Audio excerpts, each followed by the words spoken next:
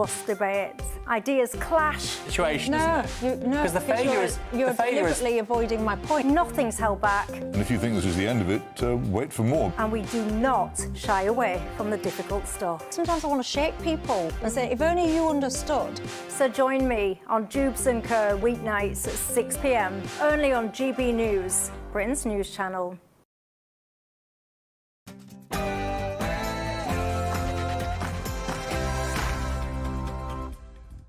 It's 9 p.m. I'm Patrick Christys. Tonight.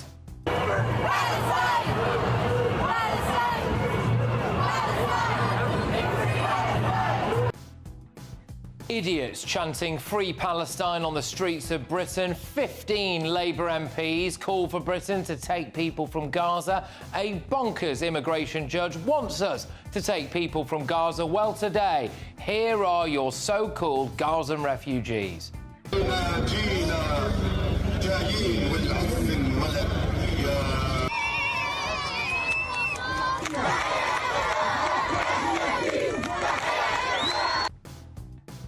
Barbaric Palestinians cheering the sight of Jewish babies in coffins. We shouldn't let a single one of them come to Britain. Also tonight, the BBC screwed up again. The other child in their documentary is pictured smiling with a Hamas fighter. They need to take that show down now. And what she said about me and about our people is very close to incitement.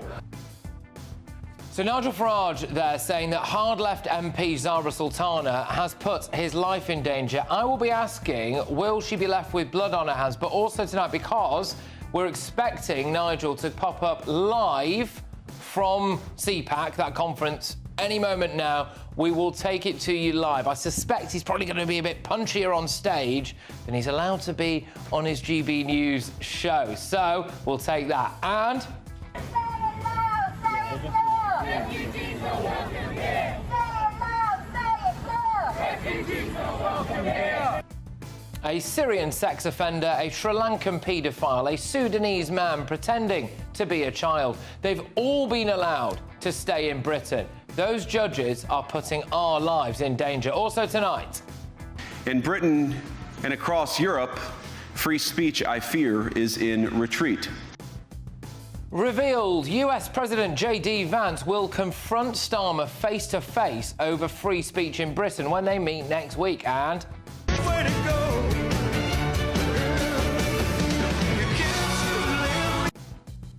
well, Amanda Holden allegedly took 28 flights to film a series with Alan Carr, despite the BBC promising to go net zero. Plus... divorcing my husband because he booed Taylor Swift at the Super Bowl, and I still don't think he believes me, to be honest. Yeah, a woman is divorcing her husband because he doesn't like Taylor Swift. On my panel tonight, it is ex-Tory MP Anna Firth, Tory peer Lord Bailey and ex-Labour Party advisor Matthew Larser. Oh, and there's been a big revelation today that will change everything you thought you knew about donkeys.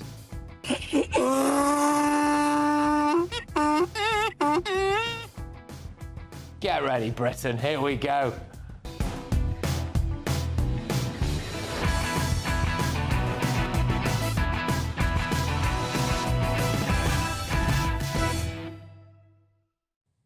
Get foreign paedophiles out of Britain. Next.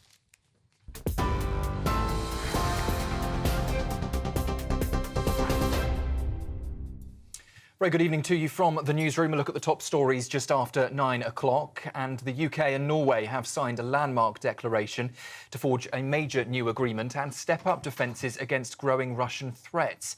The Defence Secretary has been in Norway today amid warnings that Russia has long developed the ability to sabotage critical underwater systems and says they could use it in a future conflict.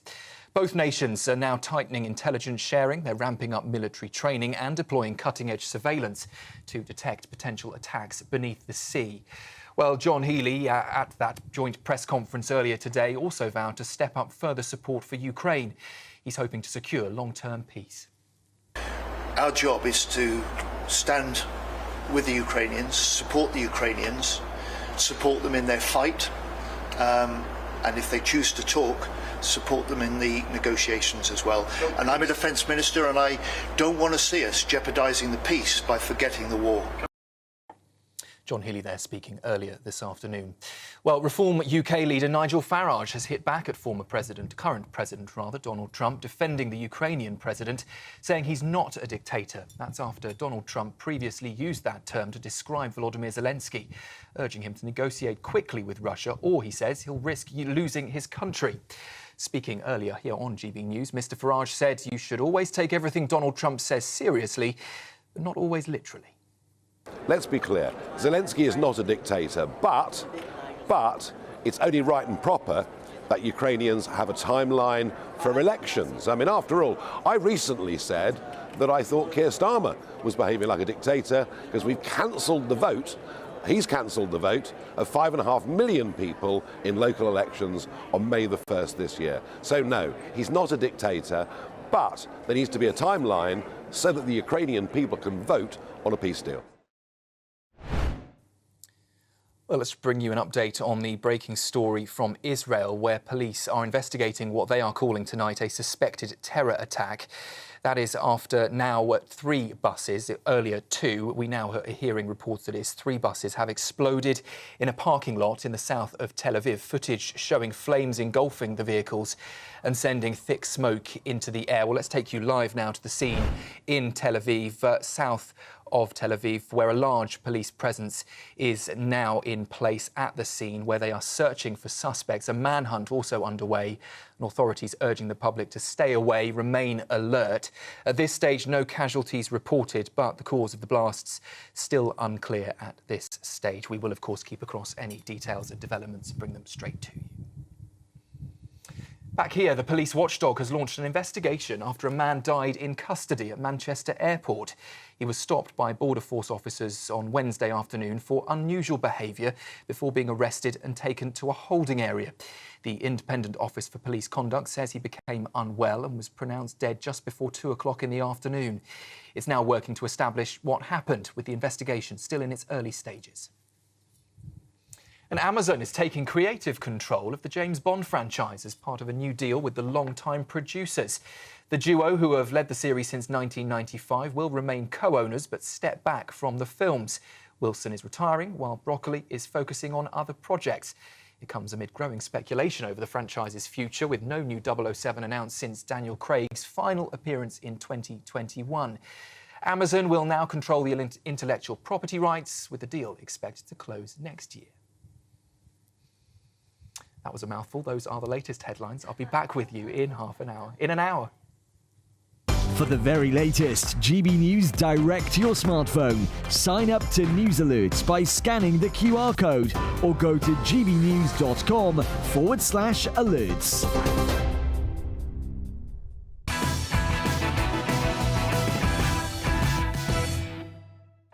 Good evening, everybody. Just a reminder, Nigel Farage is expected to give an incredibly punchy speech on stage in America any moment now. So when that happens, we will take it to you. But before all of that, it's full-blown migrant madness. A Sri Lankan paedophile who molested young boys has been allowed to stay in Britain because he might face persecution back home for being gay. Well, I don't care. Persecute the paedophile. In court, he was described as, quote, a danger to the public. We've been trying to deport him for 12 years, and he's even been granted anonymity. But our poxy immigration judges decide he can stay in Britain just in case the Sri Lankans torture him for being a homosexual. Do you think, really, that the fact that he's a paedophile might not be more of a danger to him than the fact that he's gay? But anyway, why is he our problem? Get him gone. But apparently the judge decided Article 3 of the ECHR, which prohibits torture and inhumane treatment, meant that he has to stay. Rubbish. Why doesn't the judge let him live round at their house then? Another case has been revealed today. A Syrian asylum seeker who sexually assaulted a teenager might not be sent to prison because it could breach his human rights. Hassan Abu Hayleh was prowling the streets at 3 a.m, looking for a woman to abuse. His lawyer, Graham Gilbert, claimed that Hayleh has been suffering from PTSD, having been tortured in a Syrian jail under the regime of Bashar al-Assad. And he even got a doctor's report to say that if he went to prison, it could make his condition worse. Well, I'm sorry, what about the condition of the teenage girl that he abused? This man is a monster. Can you guess how he might avoid prison? Article 3 of the ECHR again. Yeah, that's right. It's up to the judge to interpret it. Another ridiculous case. A Sudanese asylum seeker with a receding hairline and facial hair has successfully claimed to be a child. The Home Office claimed he was at least 23 years old, and they confirmed that with a full age assessment. In fact, they said he might have been as old as 25. They said he had wrinkles and crow's feet and that he'd obviously been shaving for a while. Are you ready for this one, though? You ready for this? One of the judges, Hugo Benedict Norton-Taylor, overruled them. Yes, they said that he was a child and made the local authority pay £30,000 for his legal fees. They found it was more likely than not that he provided a true account of his age and date of birth. That's the same judge that decided to let Gazan so-called refugees come and live in Britain. That man is a complete joke, in my view. And I'll tell you what I'd like to do. I'd like to deport these immigration judges. The judges and the lawyers need to be named and shamed. The foreign monsters need to be named and shamed. They might say they are just applying the law, but thanks to these judges, foreign paedophiles, predatory sex monsters, terrorists and rapists seem to have more rights in Britain than actual British citizens like you and me. Let's get thoughts to my panel. We, of course, have former Conservative MP Anna Firth. We've got Tory peer Lord Bailey and ex-Labour Party advisor Matthew Larzer. I mean, honestly, I just look at this procession of wrong'uns that are allowed to stay in Britain at the moment, and we've got here, a Sri Lankan paedophile who's also been granted anonymity. Absolutely. Why? It's absolutely ridiculous, isn't it? And you're absolutely right to say that we have got to question where these judges are going. The last example you gave was particularly telling. Sudanese man claiming to be 16, actually 23 or 25. The thing that's so concerning about that is that the Home Office has an 87-page document on how they test for age. It's not as good as it could be. We should be doing what almost every other member state now does, and that's use scientific testing. But nonetheless, the Home Office said he is 23 or 25. We cannot have a system where judges overrule what the Home Office is saying. Because if they say now that this guy's 16, we could end up with a 25-year-old Sudanese man in a school. Technically, he has to go to school. Legally, if he's a ward of the state and he's 16, a minor, he has to legally go to school and he'll be around with people's children. But I think there's a deeper problem. We in this country are giving a lot of our political decisions to the legal system, and the risk for the legal system is the public sooner or later will ask for some control when they keep reading ridiculous stories like this. And when politicians are most vulnerable is when the public feel they're out of touch. Judgments like this, to the public eye at least, could look like these judges are out of touch, and people will start to ask for changes to be made to the legal system, to their autonomy, which would be disastrous. Judges have some responsibility to take the temperature and respond in the way that it was culturally meant, not always the way that they then, to many eyes, overinterpret it. What do you make of this, Matthew? I mean, from my view, I'm increasingly just thinking that the only logical explanation here is that these judges are hard-left, open border fanatics in a wig and a gown. Yeah, and what's interesting in some of these cases is that actually other judges have gone the other way, and then on appeal, these seemingly absolutely daft, and daft is perhaps far too nice a word for the decisions that have been made. And I think every one of these judges needs to take a long, hard look at whether what they're doing passes the common sense test. I believe in human rights law. I believe we should have, that we should have a framework. But if you're making decisions like this, you're going to bring that framework into disrepute. And what I would just say is that whether that framework is a British Bill of Rights, which the Tories have talked about, or the ECHR, which we're currently, we're currently part of, doesn't matter what the rules are. If they're interpreted like this, you're going to end up in problems. That's the important point. It's the culture. It's the way in which they're interpreted. And look, when we talk about ECHR, we kind of have to be careful, because this end of it seems to be not working, but it covers a plethora of things that we all probably would want to keep. And now, if we keep that or not, because it's squarely on the political agenda, rests a lot with the decisions that judges are making. Well, what we have to absolutely change, though, is the fact that while these appeals are going on, these adults are actually kept in children's accommodation. I mean, children's accommodation is where vulnerable children are likely to be, and we are putting adults in that accommodation. That is totally wrong. This judge needs to go to Specsavers. My son is 21, he's nearly 22. He does not have a receding hairline. You know, he doesn't have heaps and heaps of facial hair. He doesn't have crow's feet. He doesn't have a wrinkled brow. He's nearly 22. He certainly didn't have that at 16. It goes deeper than that. In our system, if you apply for asylum, you should be open to any test that proves you're worthy of it. Our system should say, OK, we're going to accept your asylum after we've tested where you come from, are you at risk, are you a minor, everything should be tested. And if you won't submit yourself to those, then you shouldn't be able to claim asylum. Which is what they do in 25 out of 27 member states. If it doesn't infringe their human rights over there, it can't infringe their... I mean, I actually, you know, I know we often disagree on this sofa, but I agree that we need to have the testing, not least because I, you know a social worker who manages young asylum seekers in a major northern city, and she says the real danger is you get people who are older, and of course, not only are they putting the risk at people when they go to school, they're putting at risk the other people, the genuine children, in the asylum accommodation. One of the reasons why we can't have full-blown age verification checks like dental records and wrist x-rays and all of that is, again, because of judges' interpretations of ECH law.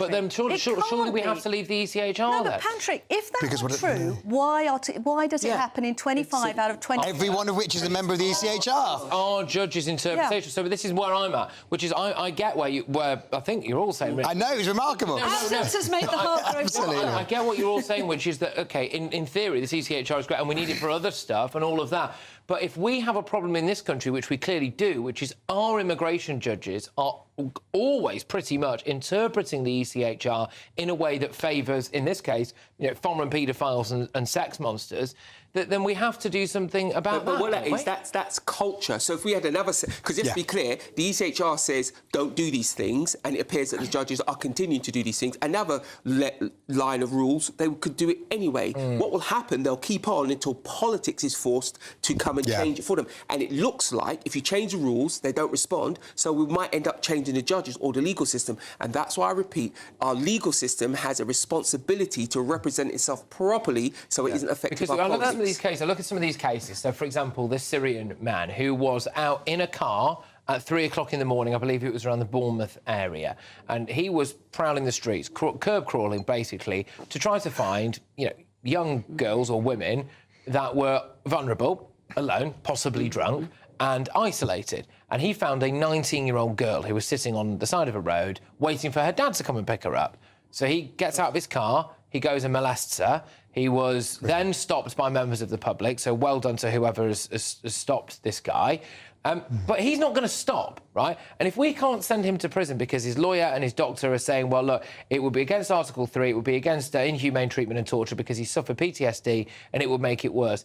If those judges side with that, that guy is, in my view, likely to go out and do that again. That would be fundamentally wrong. The problem is with the law, because what the law should say, that girl now has PTSD. She takes precedence over you because she never broke the law. You broke the law. That's it. That should and that's nothing to do with asylum. That's ridiculous law. But also, well, we said this many times before, if you come to this country and you commit offences, you should be sent back home, and that's the end of it. You come here... We can send people to Sri Lanka. This is not one of those countries, you know, it's not Afghanistan. I don't think we should send people anywhere, by the way, but it's not Afghanistan. Of course we should. On this, with these judges, what I don't get about these judges is how they can sleep at night, because certainly in the case of a Sri Lankan paedophile who molested three young boys, OK? Again, I don't think he's going to stop doing that. I don't think that they don't tend to stop, or do they? It's a compulsion or whatever you want to call it, perversion, whatever. So if we keep him in Britain, which we are doing, like, more boys are probably going to be molested. So how can... That's clearly a danger, absolutely. Look, I mean, I think that's the case, and I think that I would say to every one of these judges who think that they are doing the right thing, who think that they are doing the right thing for the world's oppressed, as it were, that what they're actually doing is bringing a system into disrepute. They're withdrawing, they're pushing public opinion away from any sense of asylum, so that people just get so angry at the nonsense that they lose the actual fact that we should offer to asylum to those, particularly those genuine young people who are fleeing war. So gets completely lost. So I don't know what we do, because as Sean was saying, if we change the laws, how do we change the judges? And the lady Chief Justice who said that it's this week, who's telling both Keir and Kemi off. I think we can agree on this. Needs to realise that politicians need to be sovereign. People have to accept the consequence of their own actions. And I think that in society previously, doctors used to be beyond reproach, and maybe school teachers did. I think society's changed with that now, and I think it's changed with the judges. I actually found myself agreeing with the Prime Minister this week when he said that obviously our Parliament must be setting our immigration policy. That is why we elect our MPs. Yeah. That is one of the things we expect them to do. And if judges are now making policy, then I'm afraid that is a massive problem. But there's two things to say. Parliament has been very guilty in giving up its own sovereignty, and Keir Starmer, all of us have been part of that. So Parliament needs to wind that back. And the other important thing to say is these judges, if their personal feeling is pro-immigration, they need to be careful, because they are going to push the pendulum far back in the other direction, and we'll lose any sense of balance. We have some sense of balance now. They could ruin that. They could. Now, we're going to just pause this particular conversation because I am receiving information that Nigel Farage might be about to take to this stage at CPAC at some point. And so what we're going to do is wait for him to take to the stage there, but we'll take that to you. But just with that in mind, right, so Nigel Farage, obviously, at CPAC at the moment, there's a lot of stuff going on, isn't there, to say the least, when it comes to Trump and Ukraine and Russia and all of that. Where do you think we should be at as a nation when it comes to that? Because Farage is going to take the stage there. I imagine he's going to be quite punchy about it. Also, apparently, J.D. Vance, the Vice President of the United States, is saying that he is going to confront Keir Starmer directly, face-to-face, about what he believes are free speech issues in Britain. So that could be quite an awkward meeting for Keir Starmer. But where do you think we should be when it comes to supporting Ukraine going forward? Do you think that Trump's approach is right, or should we be doing more? Well, I think this is actually quite a difficult issue, because I actually think we're at risk of losing sight of the fact that Zelensky was incredibly brave at the outset. Oh, I mean, I remember... I'm sorry to cut you off. And here we go. Sorry, exactly that. And here we go. Sorry, Anna. We go live now to Maryland, where Nigel Farage is taking to the stage. Here we go. See if I can do your job, Patrick. Thank you so very much. Reception. It's great to be here, and how amazing it is. 13 years ago, I was the only foreign speaker, and now CPAC is a global brand. Congratulations to Matt and Mercedes Schlapp for making it happen. And what a time it is to cross the pond. My country. You can't say anything, or you might get put in prison. We're getting poorer. Everybody's miserable.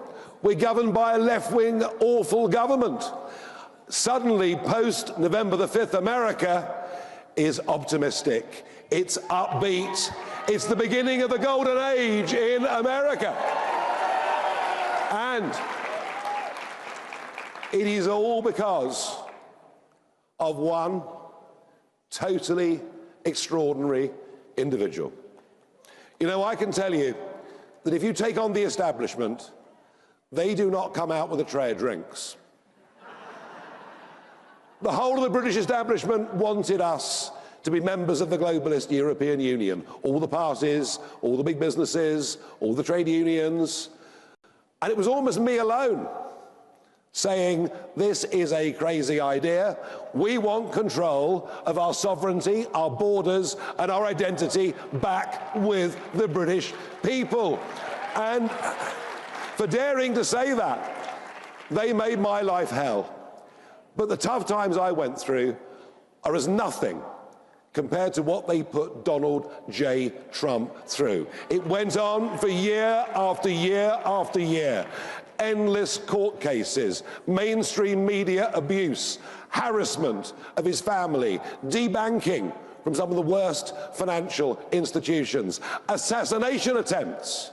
And yet this man has come through it braver, stronger, wiser than at any point. He is simply the bravest man that I know, and we should all applaud him. We really should. We really should.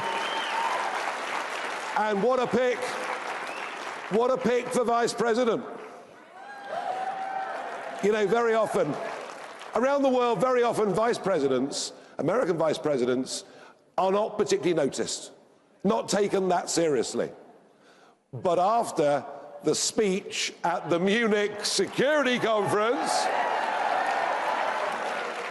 I think we can say with some confidence that the American VP is going to be a major part of global politics. And I loved it. I loved it. Did you enjoy his speech? Well, I tell you what, they didn't, did they? They absolutely hated it. It rather reminded me of my times in the European Parliament a decade ago, getting up saying the bloke had the charisma of a damp rag, and that rather upset them.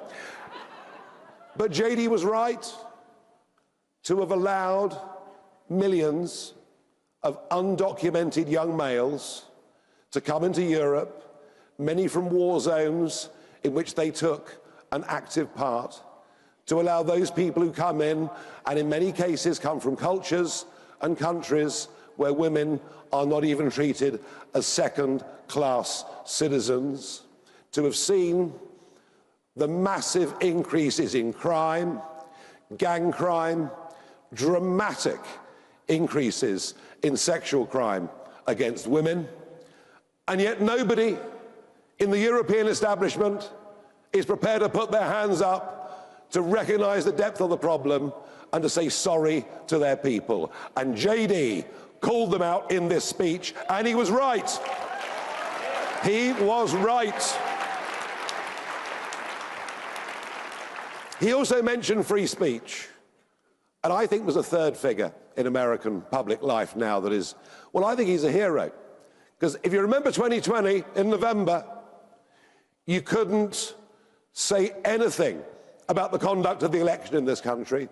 You then couldn't say anything about vaccines or about lockdowns without social media closing you down. And then along came the hero of free speech, Elon Musk. Fantastic. And he's fighting for free speech. And boy, if we don't have free speech, we're not living in a free, open, democratic society. It matters that much. And I think I believe that the talents of the world's most successful businessman going into this amazing Doge project, I wish him all the luck in the world and Godspeed. I really, really do. And we very often follow you. American trends we tend to follow. You occasionally follow some of our trends. I mean, you gave us woke. And we gave you Prince Harry.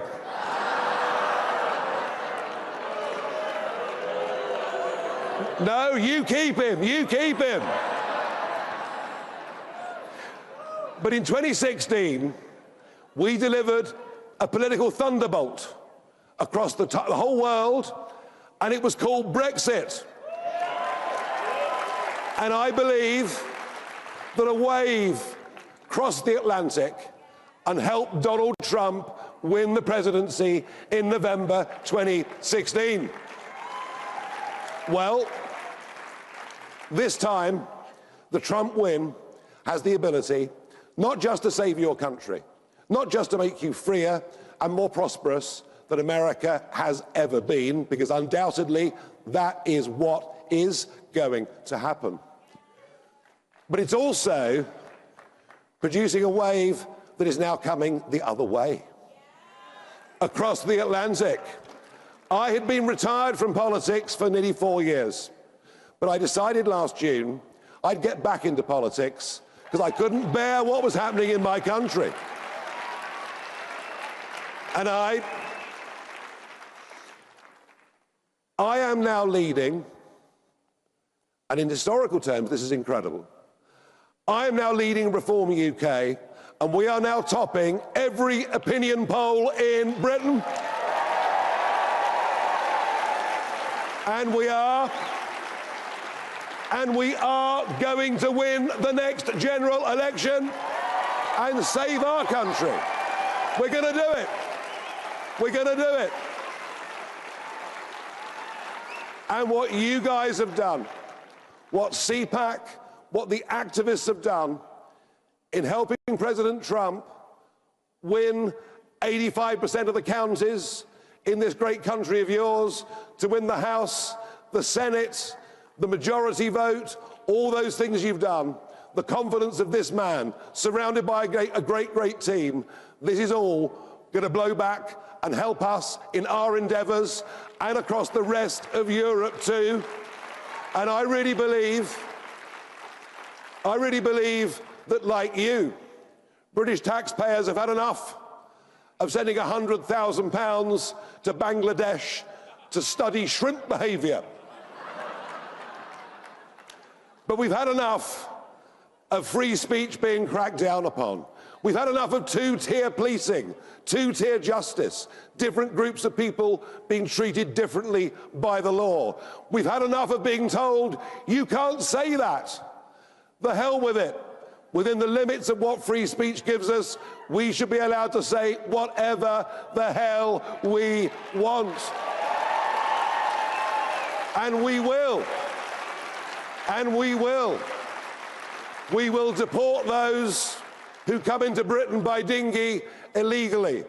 We will make sure that those to come to Britain legally subscribe to our shared values. In fact, in many ways, what we're fighting for is a very similar agenda to the one that you've just fought for and the one that you have just succeeded with.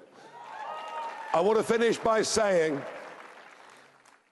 as a regular at CPAC and as somebody who has publicly supported President Trump and been a friend of his for a decade, this is a remarkable CPAC coming together. This is something to celebrate in style, to be proud of. You're going to make America great again, and we in turn will make Britain great again. Thank you. Thank you very much. Thank you. You've seen John Britain. OK, so Nigel Farage there speaking at CPAC. Let me just summarise what you have just heard. He said that when Brexit happened, it sent a wave across the Atlantic and that then made it more likely for Trump to win. He said that now Trump's win has sent a wave back across the Atlantic, sent it to Britain, and he thinks that that will now lead to a victory for reform. He used this phrase, I will win the next election and I will save Britain. He went in very hard on illegal immigration. He went in very hard on free speech. He went in very hard on what he said was two-tier justice. And he also mentioned as well things like DOGE, the Department of Government Efficiency, the fact that we are sending money abroad by the billions to things like Bangladeshi shrimp farming or green policies in Nepal, despite the fact it's one of the most remote rural countries in the world. So let's just reintroduce my wonderful panel here. Former Tory MP Anna Firth, Conservative peer Lord Bailey and ex-Labour Party advisor Matthew Larser. And I'll go to you first on this. Do you think that he's right to say that free speech is under threat in Britain? Oh, absolutely, and we've had plenty of examples of that, and we've discussed that many times, particularly in the summer with Keir Starmer saying that he expected to see rioters put behind bars. Now, proper rioters, absolutely no problem about that, but people who are expressing their points of view on Facebook, that is free speech. We might not like it, but that is free speech. Well, Matthew, two things roll into one here. There's the free speech issue and there's the perception of two-tier justice. Do you think that either of those two things are true, that there's a risk of free speech under Keir Starmer and that there is two-tier justice? No, absolutely not on both of them. I don't think there's a risk of free speech. Nobody went to prison for expressing a view. People went to prison for inciting people to riot, which, I'm not in favour of, and I thought Conservatives who believed in law and order were against that as well. I have to say, Nigel needs to be careful. Donald Trump has gone absolutely crazy over the last few days, and even Nigel's had to criticise him today. He needs to be careful that he spends a bit more time in Clacton and a bit less time hanging out, presumably getting paid to appear at glossy American political rallies. Whatever you think of him, and he is doing well at the moment, he needs to get that balance right. And if I was advising him, I'd tell him that he'd be better back on the pier, which he seemed to be for the election and hasn't been seen much since. One thing I will say about just on the free speech issue is we did interview the lawyer for a chap on this show as a former Royal Marine who pleaded not guilty and that was an overtly free speech issue because he was out there talking. He did a Facebook video. I do wonder how many of the people... The Welsh guy, he got off there, didn't he? Yeah, he got off. But he did But basically 17 everyone days. else just pleaded guilty because they were told. So it's difficult to ever know, isn't it, really? How did these people go to prison for free speech issues? He should never have spent 17 days in prison, that man. No, and whatever we say about it now, the perception across the Atlantic is, as JD Vance is going to raise with Keir Starmer next week, that we have a free speech issue right here in Britain. Sean, I'll move it on to you because another key point there that Nigel was making was about illegal immigration. He said it's made us less safe, it's increased terror attacks. I think he said definitely went off on sexual crimes as well. So he set his stall out there and saying this is happening, he's going to sort it. Your views? I think I've mixed both of them into one, the free speech thing as well. It's almost irrelevant what's happening in America around free speech, etc. If you're here, I said in Clacton or Scunthorpe or something, the most important thing is how we perceive it here. And it was perceived that free speech was under attack. That's how people see it. People see it that if you happen to have a view that's centre-right or towards the right, you have to answer different questions under the law. I mean, we saw Labour MPs, Labour councillors encouraging people to report people, and that led to a whole big furore. And he was prosecuted, that guy. And that's right, and he should be. But the point absolutely. But the point is, there is a perception, a very real perception, that you have to answer a different set of questions if you're on the right. Okay. So I think it's important things going here. The other thing I'd say about Nigel, where he may have pitched it correctly, a lot of the problems that people are having with Trump now comes from the utter disrespect he's been treated with by some of our parliamentarians and our entire media system. In America, he is the president, and they treat him like Trump. And I think a lot of his behaviour and the respect he's getting from Americans is because everybody else has treated him so badly, and Americans have taken that to heart. Well, he called himself the king yesterday. He needs to remember that the whole of his country is formed on the basis of not having a monarch. Many of us think that's a good idea generally, but I don't think we need King Trump any more than we need King anybody else in the States. You're a Republican in that sense? Yeah, I'm leaning that way, but...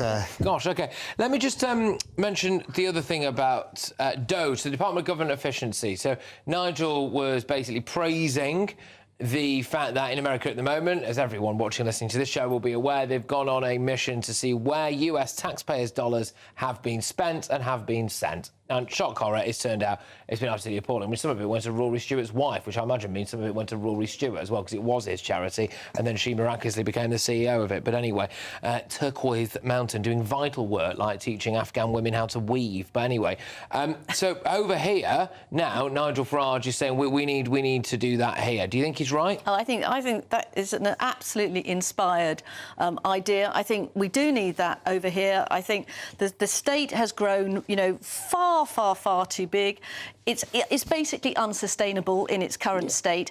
We have got to start reining back on things. And we just while we were listening to Nigel there, I was just working out if we were to give back the foreign aid budget to every taxpayer, that would be a net dividend per household in the UK of £1,000 every year. Not just 1 year, every single year. And that would probably be increasing. So that's just one example. Of course we need to do this. It's common sense. I thought, just while we're talking about this, what I thought I'd do is I'd go on, because there are a few fantastic Twitter pages or X pages run by a variety of different people. I will give a shout-out to the Procurement Files. I'll also give a shout-out to Woke Waste, which is run by Charlotte Gill. I just thought, whilst we were talking about that, I'll just see what the latest is on these Twitter pages, right? So you, the taxpayer, spent... that is £1.7 billion on chauffeurs for mayors around the country. £1.7 billion. Can't be billion. Yeah, no. 1.7. Most of them have got rid of them. On chauffeurs for mayors. That will be 27 separate contracts on the government database. 1.7 billion. Yes. But that will be paid for by local taxpayers, though. That's going to be part of your local council tax. No, you don't need to split that here, because all tax is paid by us, so you don't need to split that here. Here's the important thing here about DOGE. What DOGE has done... People on the left here should embrace DOGE, because the way we spend our foreign dollars, us and probably America, was how we felt after the Cold War. And we supported a lot of things that were relevant then. If I was Keir Starmer now, I'd say, yeah, quite happily we'd have a look at what we're spending it on, and I'd change some things and some things I keep. But if you don't do that, more and more and more outrage will be generated. The kind of things that Charlotte Gill is digging out, are infuriating. And if the government said they're going to deal with them, they get a different hearing to if they pretend it doesn't exist. Very quickly, Matthew, because I want to get to my next guest on this. But your views on... Look, I mean, I think government efficiency is great, and that's why Rachel Reeves is actually said that we need to justify every taxpayer pound that's spent. The chaos you're seeing in the States, where last week they sacked all the people who look after the nuclear weapons stockpile, saving on the budget. Probably want somebody looking after those nuclear weapons, don't we? All right. Military should do it. OK. So, I'm going to just forward this on. Thank you to my wonderful panel. I think stay where you are, because we don't know what's going to happen next. But speaking in Munich last week, which Nigel Farage has just highlighted in speech moments ago, US Vice President, easy for me to say, J.D. Vance, unleashed an almighty attack on the Prime Minister's record on free speech. Now last night I revealed, because I got a tip-off from a friend of mine who's connected with the White House, that J.D. Vance is going to speak directly to Keir Starmer when he sees him next week and say to him, you have a problem with free speech in Britain. But shall we remind ourselves of what Vance had to say? And what I worry about is the threat from within, the retreat of Europe from some of its most fundamental values, values shared with the United States of America. In Britain and across Europe, free speech, I fear, is in retreat. Yep, so let's talk to somebody who has been a victim, although she's not allowed herself to be a victim as it happens, of cancel culture, of being clamped down on campus, somebody who's been at the coalface of Britain's free speech issues. It's political commentator Connie Shaw. Connie, thank you very much. Great to have you on the show. Just briefly, I'm sure most of our viewers and listeners do know who you are, but what happened to you?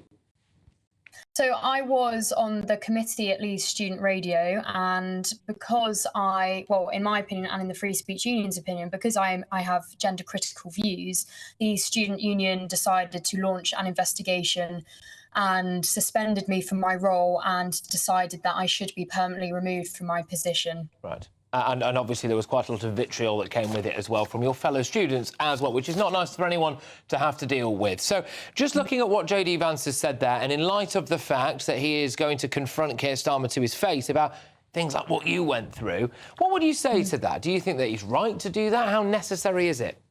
I mean, I'm very grateful, and I think it is absolutely necessary. And the fact that the Vice President thinks it's necessary to do so, I think highlights the awful situation that this country is in when it comes to free speech. You know, 275 people being prosecuted for speech crimes after the Southport massacre, non-crime hate incidents going through the roof. And it's not just freedom of speech, it's freedom of association. We have people being deplatformed from universities for simply liking posts. Fox was banned from speaking at Royal Holloway University for liking Ricky Gervais tweets. You know, I know of an ex-member of the Labour Party called Bethany, who was removed. Her membership was terminated because she liked an Instagram post which was supporting Jeremy Corbyn. That's going on in the Labour Party. You know, and even last night, the after party for the ARC conference, activists managed to successfully get that shut down, simply because they disagree with some of the views being expressed by speakers at that conference. Well, and, you know, yeah.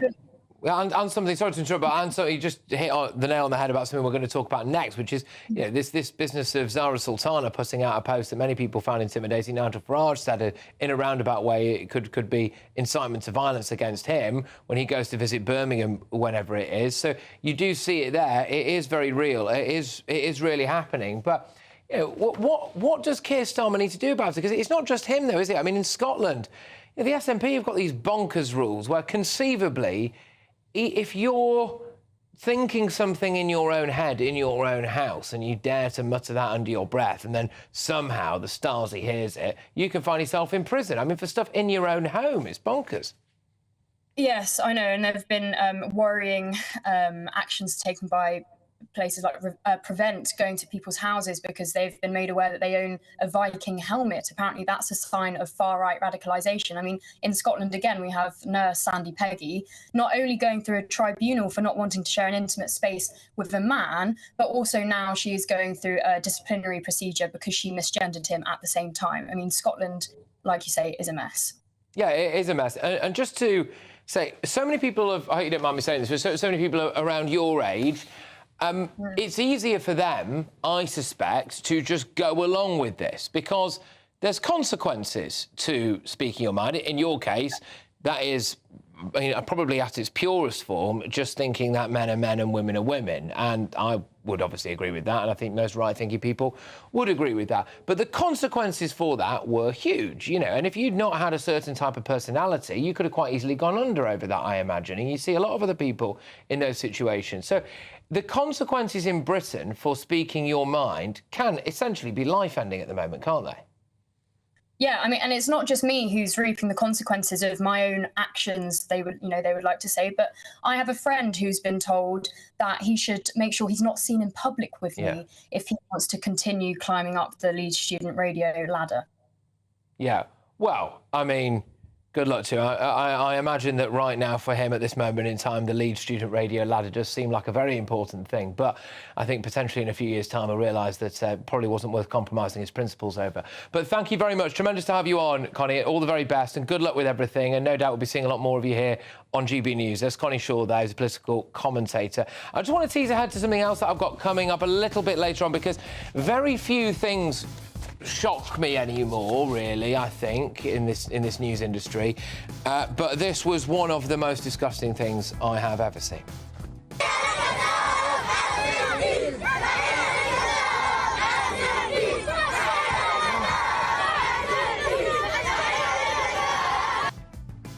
It's on the same day that Hamas handed over the coffins of 4 Israeli hostages, 2 of them essentially babies. 15 Labour MPs have now written to the Prime Minister demanding that he allows Gazans to come to the UK. Well, what you saw there was children and their parents cheering as those coffins of Jewish children pass by them. Are they your refugees, are they? But first... What she said about me and about our people is very close to incitement. Yeah, Nigel Farage is hitting back at the hard-left MP Zara Sultana after she compared his Reform Party to the National Front and the BNP.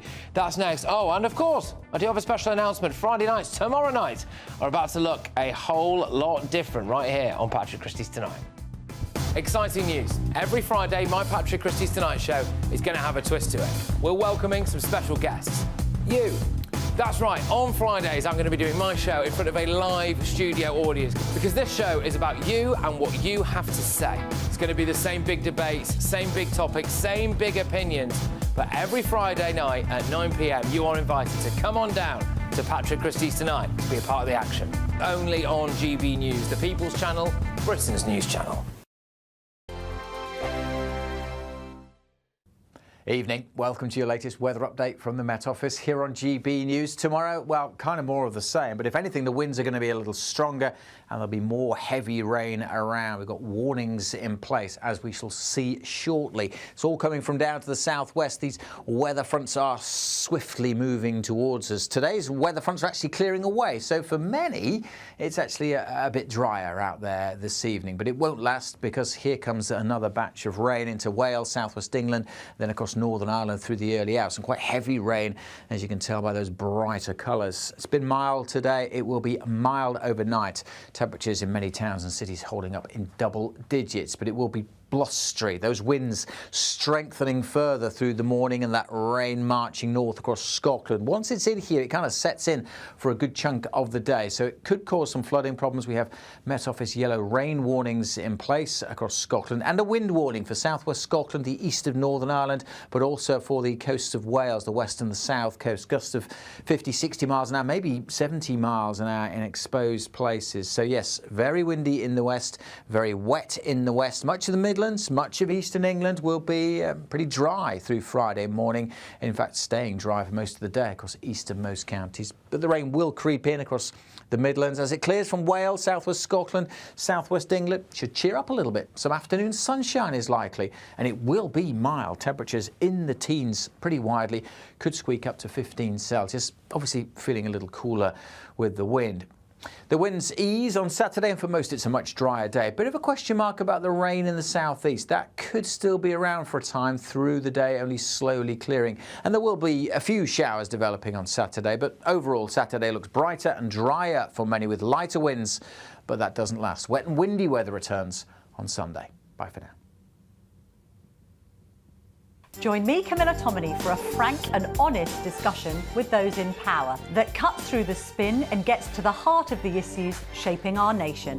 You haven't confirmed that you want to stand as leader, but you haven't ruled it out either. This report basically says that he's not fit to stand trial. Is he indecisive? Incompetent? I deliver the dose of reality Westminster needs. That's the Camilla Tominey Show at 9:30 every Sunday on GB News, the People's Channel, Britain's news channel. Hi, I'm Michelle Dewberry, and my show is your opportunity to cut through all the noise and dive in headfirst to some robust debates. Ideas clash. Situation, isn't it? Because the failure is... You're the failure deliberately avoiding my point. Nothing's held back. And if you think this is the end of it, wait for more. And we do not shy away from the difficult stuff. Sometimes I want to shake people and say, if only you understood. So join me on Jubes and Co weeknights at 6 p.m, only on GB News, Britain's news channel.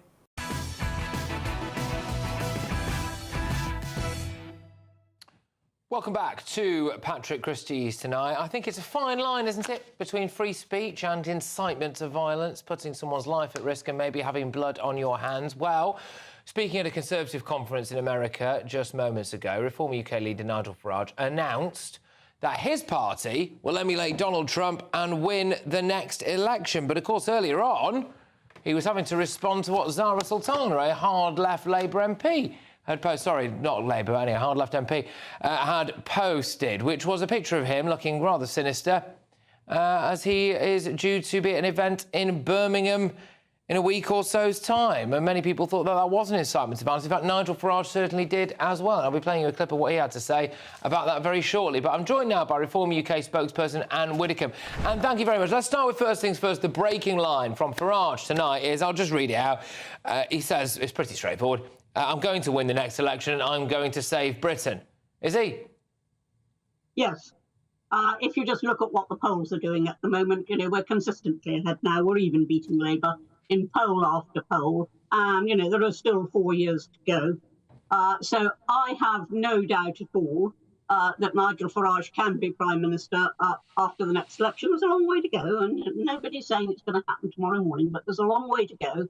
And I believe that we're going to do it. So that's the first thing. And the second part of that question is, and save Britain? And the answer is yes, because absolutely nobody else is seized of the essentials of being adequately defended, of controlling our borders. Nobody else is doing that. Of absolutely securing... In order to do that, though, Anne, sorry to cut you off, but in order to do that, he's going to have to revolutionise the judiciary, go to war probably with the judiciary, sack about half of the civil servants in this country, and do goodness knows what else. And he does not have the executive order powers that President Trump has. So how is he going to do that? No, of course he doesn't have those executive powers, and he wouldn't be relying on any such thing. But any incoming government with a mandate from the people can tell the civil service what is to be done, particularly if those things are in the manifesto, then there is no argument. There's a mandate from the people to do it. And what you actually need is will. And that is what is lacking. Take, for example, control of the borders. That's what's lacking in both the government and the opposition. It's will. Will. Yeah, well, a lot of people feel that way. Of course, you know, at the moment, they will say, as they do say, as you're well aware, around things like international law and all of this stuff and everything. So that's what they argue, you argue, and many people do argue. Actually, it is a question of will. But earlier today, Nigel Farage hit back at this hard-left MP, Zara Sultana, after she appears to have helped organise, or certainly promote, an anti-Reform UK rally, and she's likened the party to the BNP and the National Front. Well, here's what Farage had to say about that. What she said about me and about our people is very close to incitement. And clearly what she's trying to do is she's trying to get, you know, a crowd of protesters, many of whom may not behave themselves, to turn up on the 28th of March, when we're going to be holding the biggest political rally seen in the United Kingdom for many, many decades. If you believe in free speech, even if you disagree with what Farage says and what Reform stands for, an attempt to stop the event from going ahead, I think is an absolute democratic disgrace. OK, all right. So, Anne, what do you make of that? Do you think that Zara Sultana has put Nigel Farage's life at risk? Well, I think there's a possibility that she's done so. I mean, I'm sure that because we're forewarned, the security will be extremely tight at the conference. I shall be at that conference. Nothing would keep me away. I'm sure that nothing will keep our people away. And we're going to have to look to the police to do their job. And quite honestly, you know, I'd much rather they were out catching burglars. But if this is the situation, then this is the situation. She says, and I'm quoting Zara Sultana here, in my view, based on the comments they have made publicly about Muslims and migrants, Reform UK is comparable to the National Front and the BNP. We pushed back against them before and we'll do it again. How would you respond to that, Anne? Well, when I was the candidate for Burnley, I fought the National Front at that time. And subsequently, I opposed, though they were not directly challenging me, the BNP, because we are not of that ilk. Reform is a mainstream democratic party under the rule of law, does believe in controlling our borders, but doesn't believe in some of the more extreme things that both the National Front and the BNP came out with in their time. We're not their replacements. We are replacing the Conservatives. OK, Anne, thank you very much. Always an absolute pleasure to have you on the show. Much appreciated. You take care. Anne Widdecombe there, Reform Party spokesperson. I've got a lot coming your way, and I will warn you that at 10 p.m. I'm going to be showing you things that are very distressing, very disturbing, and have no place in a civilised society. Here is just a small flavour of it.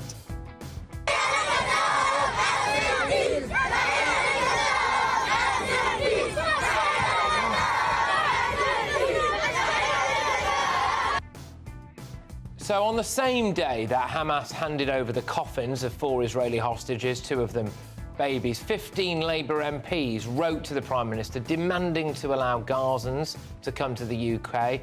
Why on earth should we have these people inflicted on us? And I will just say, what I'm about to show you when I come back will absolutely make your blood boil. No Gazan refugees in Britain. They're not refugees.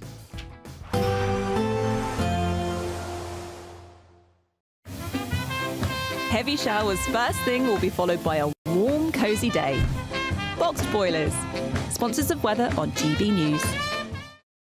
Evening. Welcome to your latest weather update from the Met Office here on GB News. Tomorrow, well, kind of more of the same, but if anything, the winds are going to be a little stronger and there'll be more heavy rain around. We've got warnings in place, as we shall see shortly. It's all coming from down to the southwest. These weather fronts are swiftly moving towards us. Today's weather fronts are actually clearing away, so for many, it's actually a bit drier out there this evening, but it won't last because here comes another batch of rain into Wales, southwest England, then across Northern Ireland through the early hours. Some quite heavy rain, as you can tell by those brighter colours. It's been mild today. It will be mild overnight. Temperatures in many towns and cities holding up in double digits, but it will be blustery. Those winds strengthening further through the morning and that rain marching north across Scotland. Once it's in here, it kind of sets in for a good chunk of the day, so it could cause some flooding problems. We have Met Office yellow rain warnings in place across Scotland and a wind warning for southwest Scotland, the east of Northern Ireland, but also for the coasts of Wales, the west and the south coast. Gusts of 50, 60 miles an hour, maybe 70 miles an hour in exposed places. So yes, very windy in the west, very wet in the west. Much of the Midlands, much of eastern England will be pretty dry through Friday morning. In fact, staying dry for most of the day across easternmost counties. But the rain will creep in across the Midlands as it clears from Wales, southwest Scotland, southwest England. Should cheer up a little bit. Some afternoon sunshine is likely, and it will be mild. Temperatures in the teens pretty widely. Could squeak up to 15 Celsius. Obviously feeling a little cooler with the wind. The winds ease on Saturday, and for most it's a much drier day. Bit of a question mark about the rain in the southeast. That could still be around for a time through the day, only slowly clearing. And there will be a few showers developing on Saturday, but overall Saturday looks brighter and drier for many with lighter winds, but that doesn't last. Wet and windy weather returns on Sunday. Bye for now. Expect a warm front, moving from the kitchen right through to the rest of the house. Boxed boilers, sponsors of weather on GB News. We're giving you not one, but 2 chances to win this month, with 2 prize bundles that include an incredible £10,000 in tax-free cash. But that's not all. You'll also get a brand new iPhone 16 and a £500 shopping voucher to spend at your favourite store. So why not be extra lucky this month? For another chance to win, text cash to 63232. One entry costs £2 plus 1 standard network rate message. Or text bonus to 63232. 5 entries cost £5 plus 1 standard network rate message. Go to gbnews.com/win. Entries start from just £2. Call 0903 681 3232. Calls cost £2 plus your network access charge. Or post your name and number to GB11 PO Box 8690 Derby DE1 9TT. UK only. Entrance must be 18 or over. Lines close at 6 p.m. on the 7th of March. Please check the closing time if listening or watching on demand. Good luck. This is Britain's Newsroom, where your voice matters. It's just astonishing. With expert analysis and honest opinion, we don't just keep you informed. We bring you unique perspectives you won't see anywhere else. Can't argue with any of that. When the news happens, it happens here. On Britain's Newsroom, weekdays from 9:30 a.m. Only on GB News. Join me, Nana Akwe, for an informative, interactive news programme with a difference. It's fun. No, he didn't say that, though. I'm so surprised. I think there's an element of truth to that. Join me from 3 p.m. every weekend, only on GB News, Britain's news channel. Headliners on GB News 11 p.m. every night. It's got 3 top comedians going through the next day's newspapers so you don't have to read them, which is great. That's a good point. He's lying. I mean, maybe he's not lying. That's Headliners every night from 11 p.m. and 5 a.m. as well on GB News, Britain's news channel.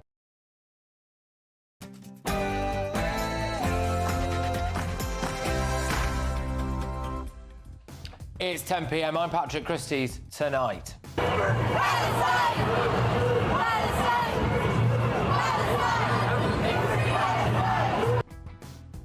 Look at those idiots chanting Free Palestine on the streets of Britain, and 15 Labour MPs now call for Britain to take people from Gaza, and a bonkers immigration judge wants us to take people from Gaza. Well, today, here are your so-called Gazan refugees, everybody.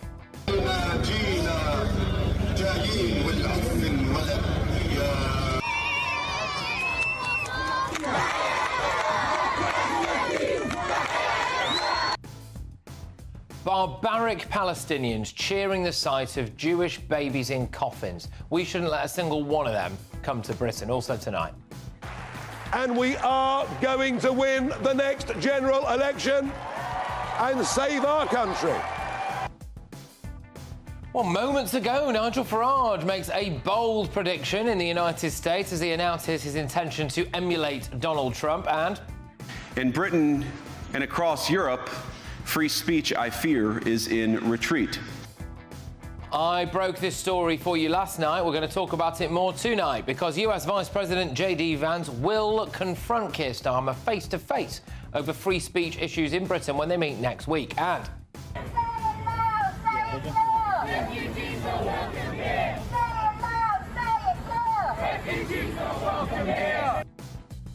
a Syrian sex offender, a Sri Lankan paedophile, a Sudanese man pretending to be a child. They have all been allowed to stay in Britain. Our immigration judge is putting our lives in danger also tonight. Way to go.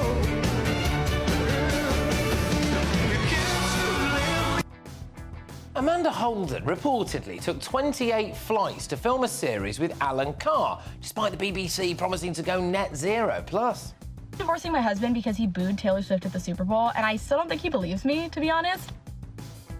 yeah, I mean, she seems stable, doesn't she? A woman is divorcing her husband because he doesn't like Taylor Swift. On my panel tonight is former Tory MP Anna Firth. We've got Conservative peer Lord Bailey and ex-Labour Party advisor Matthew Larser. Oh, and there's been a big revelation that will change everything you thought you knew about donkeys.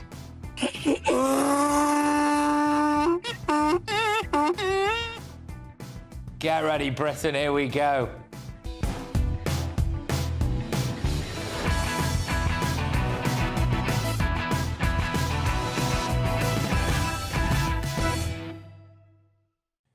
Not a single Gazan refugee should ever set foot in Britain. Next.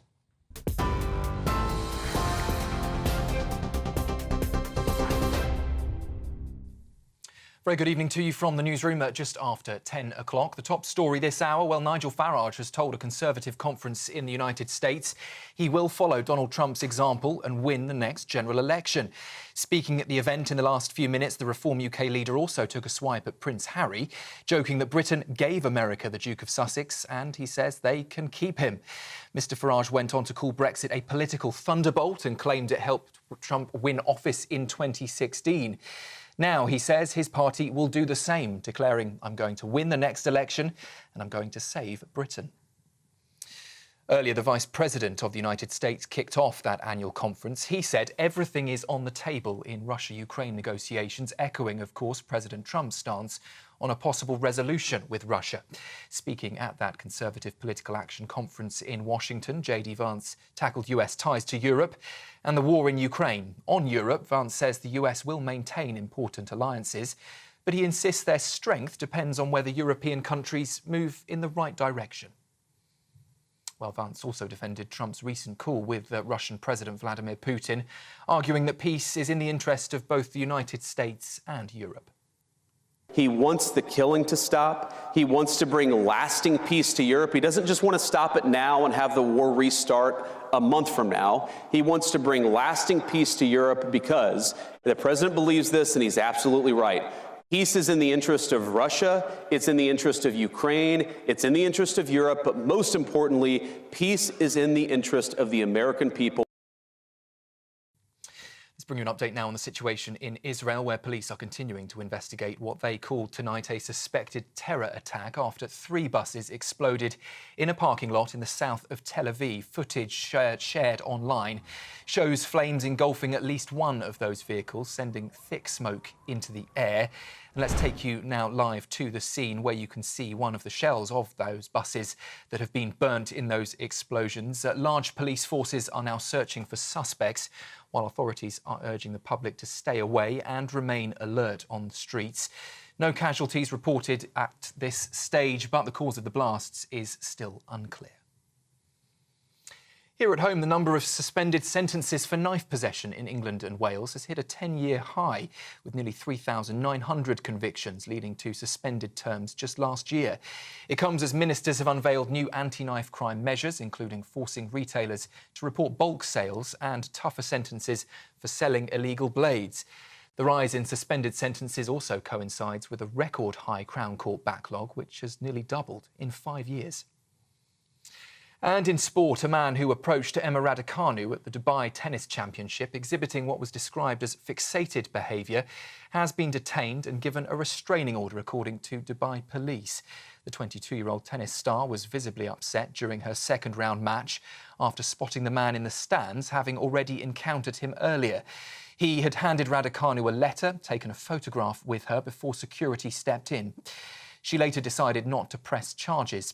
She is now back in the UK and says she's doing OK after the distressing incident. Those are the latest headlines from the newsroom for now. Full roundup at 11 o'clock. Now, though, let's get back to Patrick.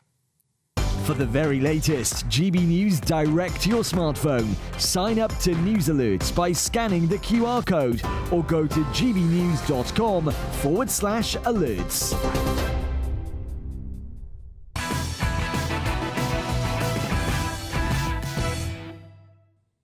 Good evening.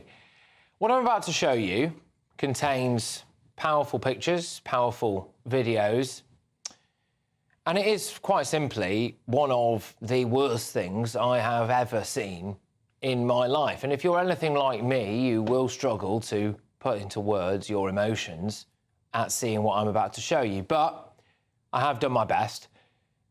Not a single Gazan so-called refugee should ever set foot in Britain. I'd say over my dead body, but I'm convinced that if we do let the Palestinians in, then there will be a lot of dead bodies. Why? Just look at this.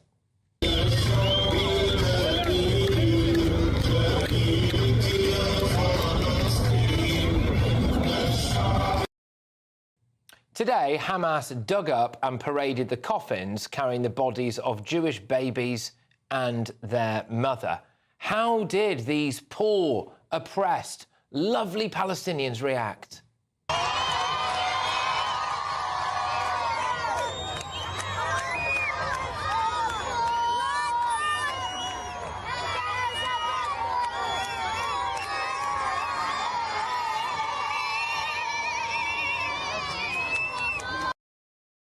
Those barbarians cheered.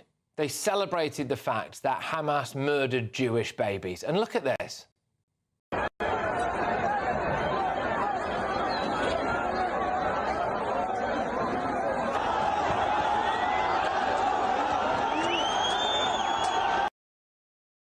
They came out to line the streets to watch those coffins go by, celebrating again. Fathers took their own children in their arms to gleefully watch as dead Jewish children were returned to Israel. But they weren't just returned, no. The Sun has reported that Hamas locked the coffins and didn't provide the keys. Israel had to screen those coffins to make sure Hamas hadn't packed them with explosives. All this talk about how Gaza is impoverished and locked off from the outside world. Well, where did Hamas get the resources to make these horrific giant posters?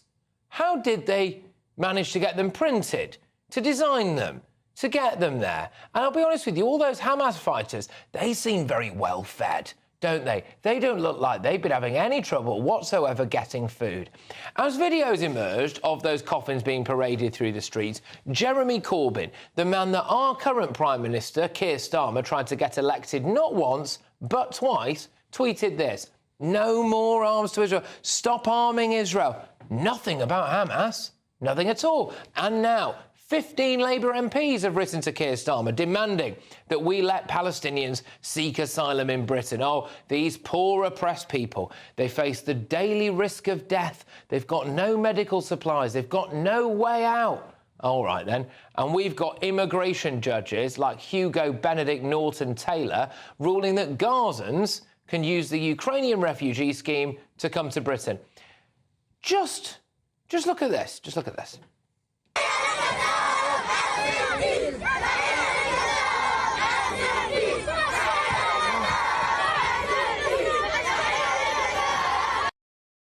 There's your refugees, are they? I'll just say it. I think the majority of people in Gaza support Hamas. I think the majority of Palestinians support Hamas. I think they support the slaughter of Jews. I think what you just saw there was the next generation of Islamist terrorists. And those Labour MPs, that immigration judge, just look at this picture here, OK? Again, just look at those pictures there, that imagery. Are these poor, desperate Palestinians? They look like Hamas supporters to me, don't they? And I want the Labour MPs and immigration judge, Hugo Benedict Norton-Taylor, to tell me right now which one of those monsters they will be moving in to their own homes. So thoughts on my panel this evening: former Conservative MP Anna Firth, we've got Conservative peer Lord Bailey, and ex-Labour Party advisor Matthew Lars. Look, I was deeply moved by those pictures today and those images today. I'm sure we all were. But the instant reaction for me was no Gazan refugees in Britain. What's your view? Well, I think the judge, same judge, has got it completely wrong about the age of that Sudanese asylum seeker. Has got it wrong again here, because we had a scheme. It's called Homes for Ukraine. It wasn't called Homes for Gazans, it wasn't called Homes for Palestinians, and he has somehow managed to slip into that scheme a family of 6 from Gaza. Completely and utterly wrong. It may be that there should be a debate in Parliament about whether genuine Gazan refugees... But how do we know? Well, I don't think there's such a thing, Gavin. No, I know you don't, Patrick, but just because you don't think it doesn't mean that... But where's the evidence that they are? Well, what you're showing us, what you're showing us is truly horrific. Yeah. But that doesn't represent everybody. But it's a in risk, Gaza. and I don't want to take that risk. But I don't give a toss whether there's a few of them. I don't want any of them here. I'm agreeing with you that the only way in which we would bring any Gazan refugees to this country would be if Parliament has debated it and we have decided that that's what we want to do. That's not what the judge said. Got it wrong. Sure, what do you think? You know, these calls now, there's 15 Labour MPs. There are other MPs from other parties as well, it must be said, who wrote to Keir Starmer saying, no, you know, we've got to, come on, we need more of these Palestinians here. I'm sorry, I see footage out today, and I just think, no. There's two things to say. Keir Starmer's now realising that opposition is one thing and government's another, because this is absolutely not where he said he is, and he's going to have to face down his own MPs. If you're going to have Gazans here, then there will have to be a debate in Parliament. What's shocking and what's problematic is, again, is the interpretation of the law. The scheme is literally called for Ukrainians. And again, I think the judges put the whole legal system at risk by making decisions like this, because an ordinary person will say, well, hold on, that isn't a loophole. You've just gone completely round the words. Now, technically, there may be a loophole, but the point is, it's not in the spirit of the rules. It's culturally, it seems quite crass to me. And again, the legal system runs the risk of the political pendulum swinging so hard the other way that we lose balance, and then the public demand that politicians go after them. Yeah, I think today the illusion died. It's something that I've never bought into, by the way, but today, for me, the total illusion died. That the Palestinian people, the people in Gaza, are this brutally oppressed group of people who hate Hamas and who are being forced to live under them. Well, I tell you what, how many tens of thousands turned out on the streets today, Matthew, to wave to and cheer at the bodies of Israeli babies in their coffins? I'm sorry, I think they support Hamas, don't they? Well, I think that they're incredibly distressing scenes, and clearly there is significant support for the Hamas regime that we saw by people turning up and behaving as appallingly as they did. It's interesting that the UN has said they think that Hamas has broken international law. I know that Israel is critical of the UN a lot of the time. May have justification, may not, but at least today the UN's been absolutely clear on that. I mean, some people would say, obviously, there have been very significant civilian casualties amongst the Gazan people. Some would say that if, you know, a bit like, you know, when we took retaliation against people in Northern Ireland and you kind of push people into the arms of the terrorists, that's an argument some would make. I'm not sure I totally buy into it, but it's an argument that some would make because of the level of civilian casualties you've seen. I think in terms of this letter, it is, I have to tell you, it's the usual suspects of, I mean, some of them aren't currently, I mean, Jeremy Corbyn obviously out of the Labour Party. Some of them are the people on the far left, and some of them are currently not suspended from Labour MP. So it won't be a change of Labour policy. There won't be Gazan refugees coming here. Because Jeremy Corbyn, yeah, absolutely, no longer a member of the Labour Party. However, Keir Starmer did try to get him elected not once but twice. And the names on that list, a lot of them are members of the Labour Party. Yep. What does that say to you? Well, Starmer is losing control of this group of backbenchers. Particularly interesting to me is that two of the names on this letter were two MPs that lost the whip over the benefit cap vote. Richard Bergen and I think Ian Byrne is the other one. They just got the whip back 2 days ago, and already they're questioning Starmer's authority again. So he completely is losing his grip, and he, you know, he's trying to sort of tread this thin line on Gaza because he doesn't want to upset one side, he doesn't want to accept the other. This is the same sort of tactics that they employed in the House of Commons when they persuaded the Speaker, remember, to rig the votes because they didn't want a big rebellion. What do you make of what we've seen with that letter? I think the first thing, these two MPs he needs not worry about. What he needs to worry about is if the two MPs becomes 15, becomes 20, becomes 25. These two are obviously, you know, they're off in the corner. Yeah. What's more important, the first thing to say is there's pain on both sides of this conflict. And our discourse publicly has always accused Israel of something. Actually, I think the conversation needs to be much more even-handed. And those pictures you've shown that there is pain here. And it's teaching your children to hate is problematic because it doesn't. Well, the other aspect to it is how on earth do we expect our Jewish community, who are already massively under the cosh in this country, to feel if we start taking so-called refugees from how we look at our asylum system and we know it's broken. We talk about it all the time, don't we? Especially on the show. We know it's broken.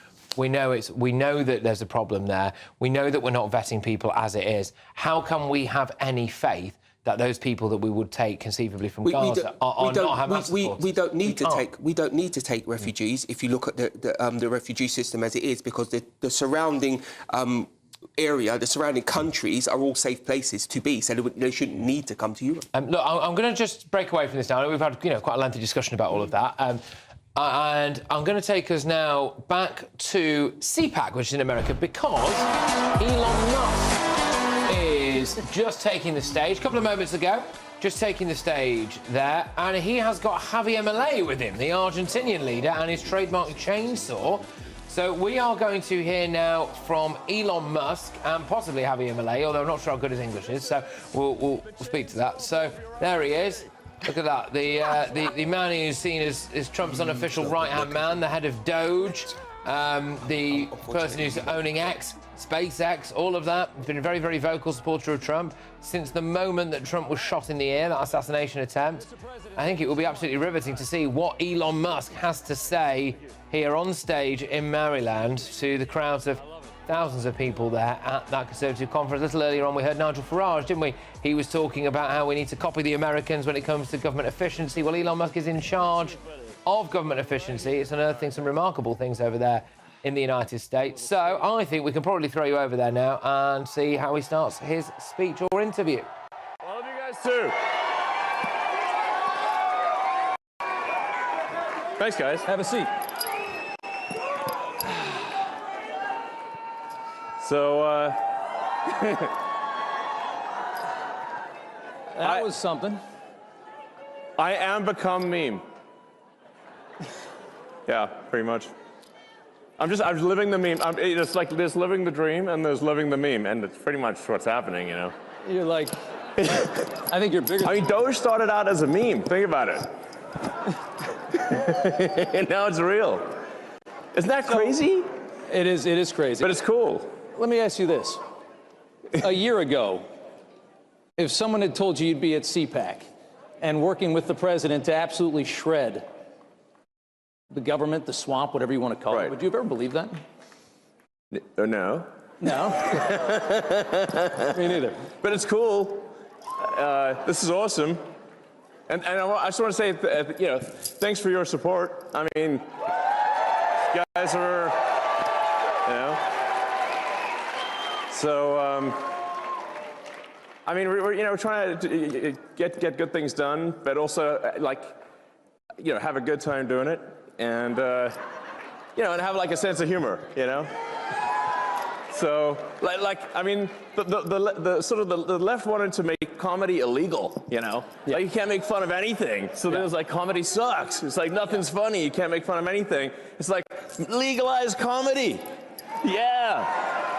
Legalize comedy. And we've shifted the entire culture in just the last few months. The whole culture of this country has shifted dramatically just because of that election. Yeah, exactly. Yeah. Freedom of speech, having fun again. It seems like we should have a good time, I mean, it's a great time. Everybody in this place is so excited, and I mean, when you talk to conservatives, everybody's happy. Yeah. And everybody feels this great sense of relief because we were going to hell for about 4 years. It really felt bad. Yeah. Especially toward the end, it felt really bad. Yeah, I mean, I thought we were sort of heading for a point of no return, really. Yeah. Until that's why it was so essential that President Trump win the election, and that there be a Republican majority in the House and Senate, which, thanks to you, that has been accomplished. Yeah. Yeah. Well, I want to ask you, one of the biggest questions I have for you is, you've been, politically, you weren't really on one side or the other for a long time. You're a businessman. A lot of people, they stay away from it. Now you're on a side, and you've chosen a side. You're sitting here in a MAGA hat. What's it, how did that happen? What was the moment that, dark Gothic MAGA. That's a good one. What was there a specific moment? Was there a moment that it all changed? Yeah, when I realized I was a fool. But no, I was, I guess, yeah, I mean, I'd say I was probably politically neutral for quite a while. Leaning a little Democrat. How do you go from that to this? Yeah, no, How does that happen? Well, did they go crazy? Yeah, they did go crazy. Yeah, they went crazy. No, I mean, that whole cancel culture and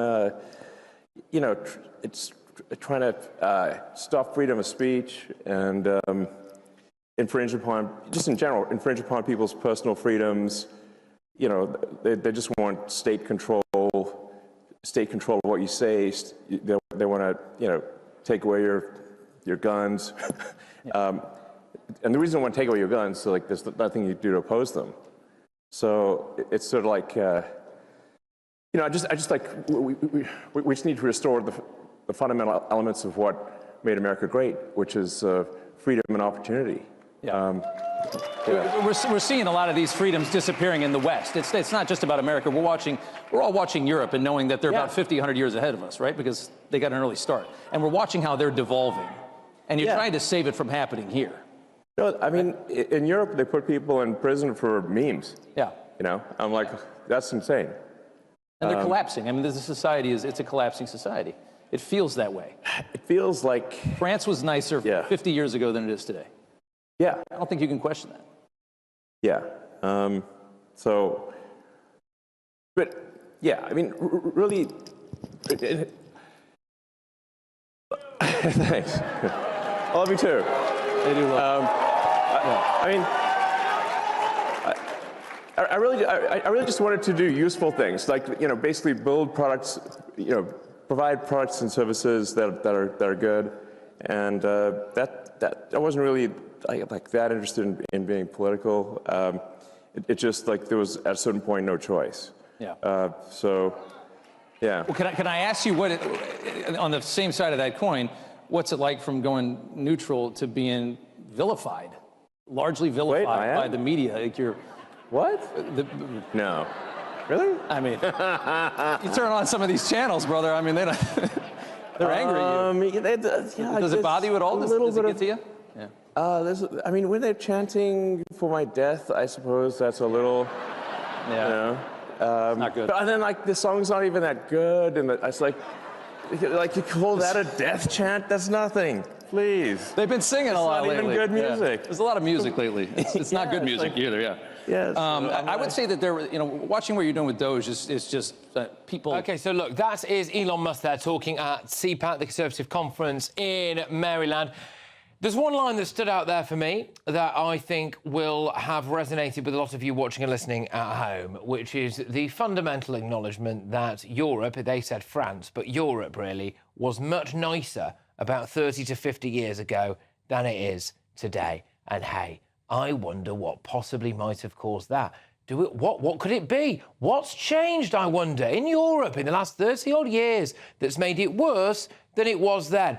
Anyway, to react to that, and another story that's got us all going, by the way, which is the fact that there is now a black, female, bisexual and queer Jesus Christ that's been cast. Remarkable stuff, is Emma Trimble, who is a regular here on GBNews. Of course she is. Emma, thank you very much. Let's just deal with that first things first there. Elon Musk. I mean, it's okay, it's slightly bizarre interaction, but the core there, him saying that Europe is worse now than it was 50 years ago. Do you buy that? Yeah, it chimes as well with what JD Vance said at the Munich Security Conference. I do think it was a bit peculiar. He was very disjointed there, particularly at the beginning. It was all a bit strange and awkward. I don't know if maybe he feels a bit uncomfortable speaking at CPAC or something, or but it was he seemed to be in a sort of peculiar state. It was almost, in terms of charisma, the kind of anti-JD Vance. But I mean, he's hitting on what we all know to be true, which is that Europe feels that it is hurtling in decline. And he mentioned France specifically, but as you say, Patrick, I think he's probably got the whole of Europe in mind. And it does feel like that at the moment, particularly with the Trump movement in the States, sort of bringing some fresh air back into the room. And then you look here, particularly to the UK, and you see what the Labour Party is doing to the country, and it's hard not to despair. Well, I'll tell you what we'll do. Thank you for reacting to that, but I will like to talk to you about what we initially had planned, which is the Wicked star, former Wicked star, Cynthia Erivo, is facing a fierce backlash after being cast as Jesus Christ in an upcoming American production of Andrew Lloyd Webber's musical Jesus Christ Superstar. So the casting led many to point out, well, imagine the uproar if she, who happens to be, hopefully we can show you a picture of her at some point in a second, but if she happens to be a black, female, bisexual / queer person, is her own self-identification there.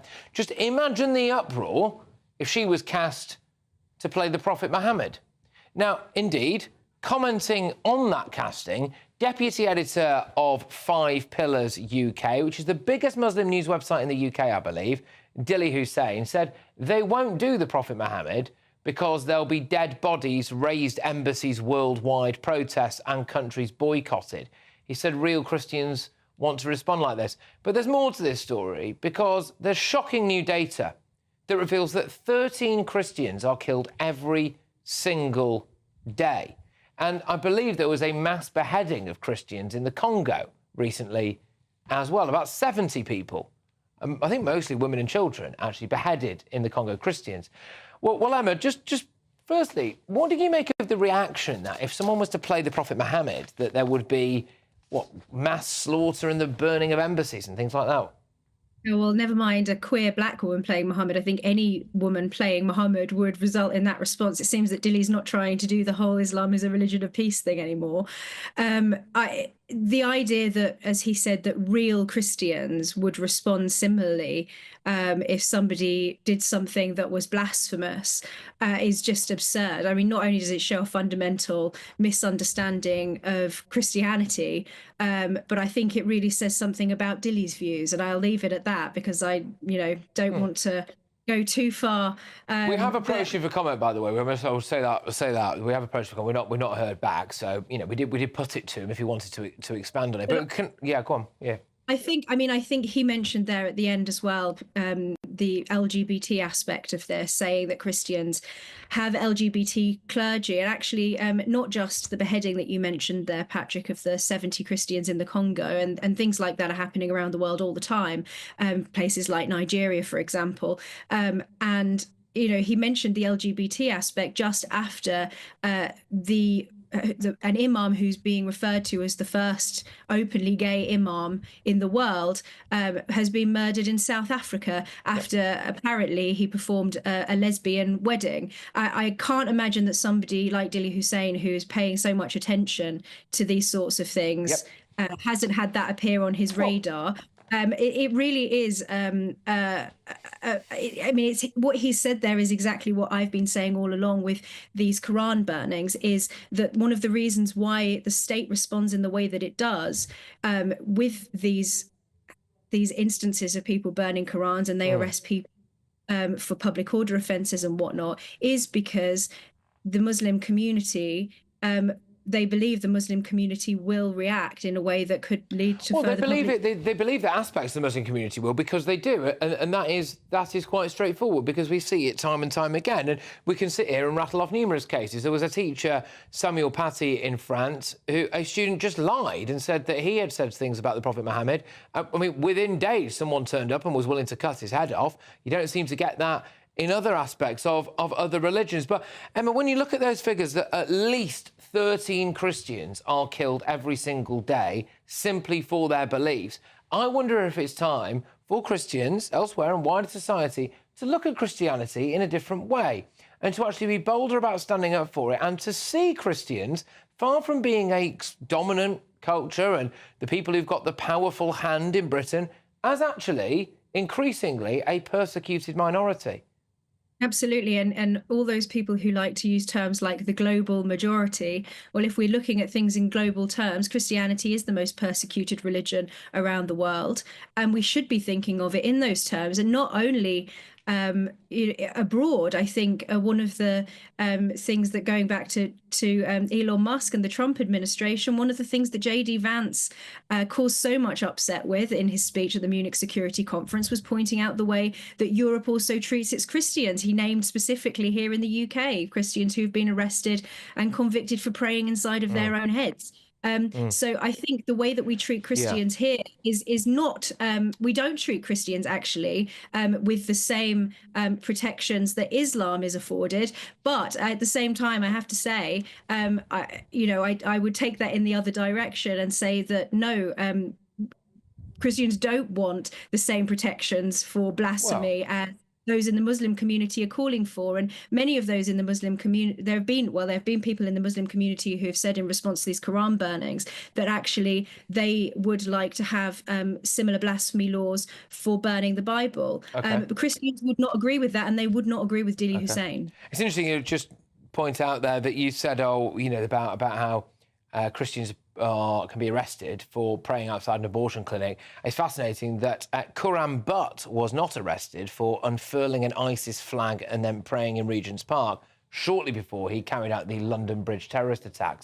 And he appeared on a documentary on Channel 4 called The Jihadi Next Door, which I would find somewhat of, forget the black flag of ISIS, somewhat of a massive red flag. But Emma, thank you very much. Always great to have you on the show. Thank you so much. I'll see you soon. Take care. Emma Trimble there, journalist, broadcaster, GB News superstar. Right, coming up, breaking tonight. You ready for this? You might need to sit down.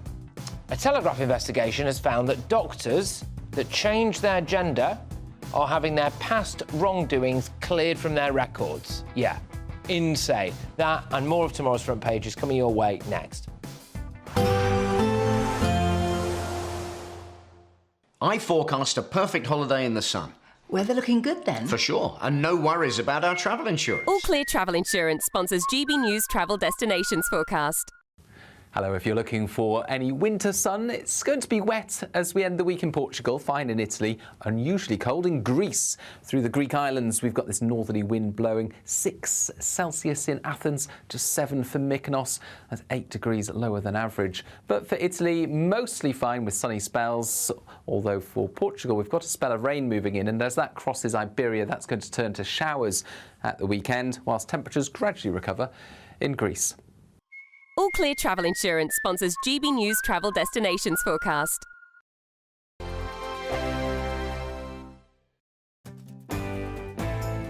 I'm Andrew Pearce. This is GB News, the People's Channel, Britain's news channel. We're proud to be GB News, the People's Channel. And as you know, we always love to hear your views. Now, there's a new way of getting in touch with us at gbnews.com/yoursay. By commenting, you can be part of a live conversation and join our GB News community. You can even talk to me, Bev Turner, or any of the members of the GB News family. This is GB News, Britain's news channel. Now, a new study has called calorie-labelled menus in restaurants a cause for concern for those who suffer from eating disorders. It has indeed. The review found that people with restrictive eating disorders modified their behaviour when presented with the labelled menus and opted for lower-calorie dishes. Well, joining us now is content creator Adelaide Saywell. Adelaide, thank you so much for joining us this morning. Now, I know that you yourself have struggled with eating disorders over the years, and that is what's led you to kind of advocate using your online platform to try and help other people who might be struggling. Do you want to just talk to us a little bit about your story first of all? Yeah, so I've had an eating disorder since I was younger, and it's kind of flip-flopped between anorexia, bulimia and binge eating disorder. And it was in 2020 that I was officially diagnosed with anorexia, and I started my recovery on the 1st of May of that year. Recovery was really, really difficult. It took me, I'd say, at least a year or two before I really went into recovery for the right reasons. I was kind of in like a quasi-recovery where you're like 1 foot in, 1 foot out.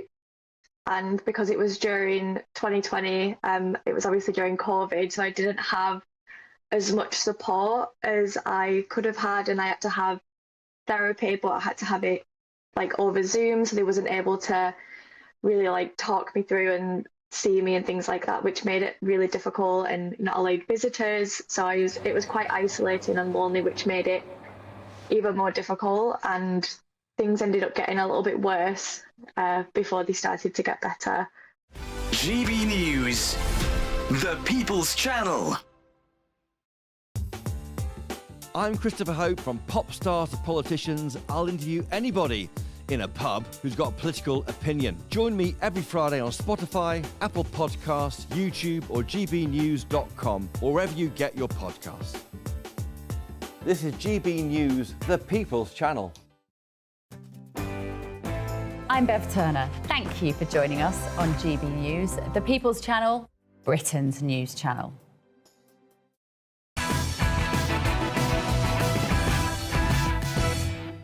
Welcome back. I've got tomorrow's newspaper front pages for you. We start this round of papers with the Eye. Starmer under pressure to raise defence spending to 3%. Let's whiz ourselves over to the Daily Express.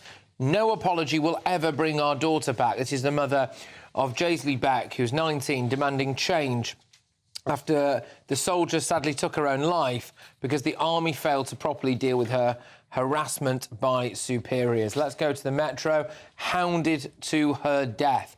The same story, they carry that on the Metro. Army comes under the spotlight at inquest. Let's go to the Daily Mail now. Don't let big tech steal UK's creative genius. Music, TV, film and publishing bosses back a major Daily Mail campaign to stop Labour letting US AI giants plunder their work for free. But the Daily Telegraph is the one that we're going to zone in on right now. Excuse me. Excuse me, sorry.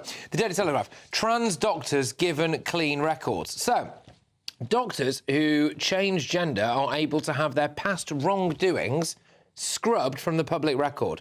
The General Medical Council, the GMC, has admitted that it erases the public disciplinary history of doctors after they changed their gender identities, and that this has happened more than 60 times. It raises the prospect that medics seeking to hide a checkered disciplinary history could exploit the system by changing their gender. Anna, your views? Well, I think it's completely and utterly, it's totally wrong. It's woke madness. It needs to be stopped. I cannot fathom the logic that says that just because you've gone through this complicated physical and emotional and chemical transition, that then eliminates what's gone in your past. It doesn't. You might have changed physically, but what you've done in the past is still your record. Yeah, but what I don't quite understand about this, Sean, is that this is very easy to just not do. Here's the thing. Somebody needs to challenge this legally, because this is wrong. This is wrong. The General Medical Council need to look at themselves. If a part of their remit, which I'm sure is about the public safety, how does this respect the public safety? Why does that rule exist anyway for doctors who haven't changed sex? It's magically done to We're getting to the point now where we've given certain protective characteristics such special treatment that ordinary treatment now looks like discrimination. That's a famous quote from a man called Thomas Sowell. This is wrong. This is actually wrong, and the General Medical Council and the BMA should step in and stop this from happening. Well, somebody has stepped in the last 10 minutes. Health Secretary Wes Streeting, since the front page has done, the Telegraph's online reporting, that Wes Streeting has called out this madness, says he's absolutely shocked and says he wants an instant change, so this can't happen. So the Health Secretary Wes Streeting is good for him. In the between the front page and now. No, fair play to it. I mean, look, for obvious reasons, I've not always been his biggest fan, right? But, he has come out and repeatedly said that he doesn't want the NHS to continue with these ridiculous woke DI hires.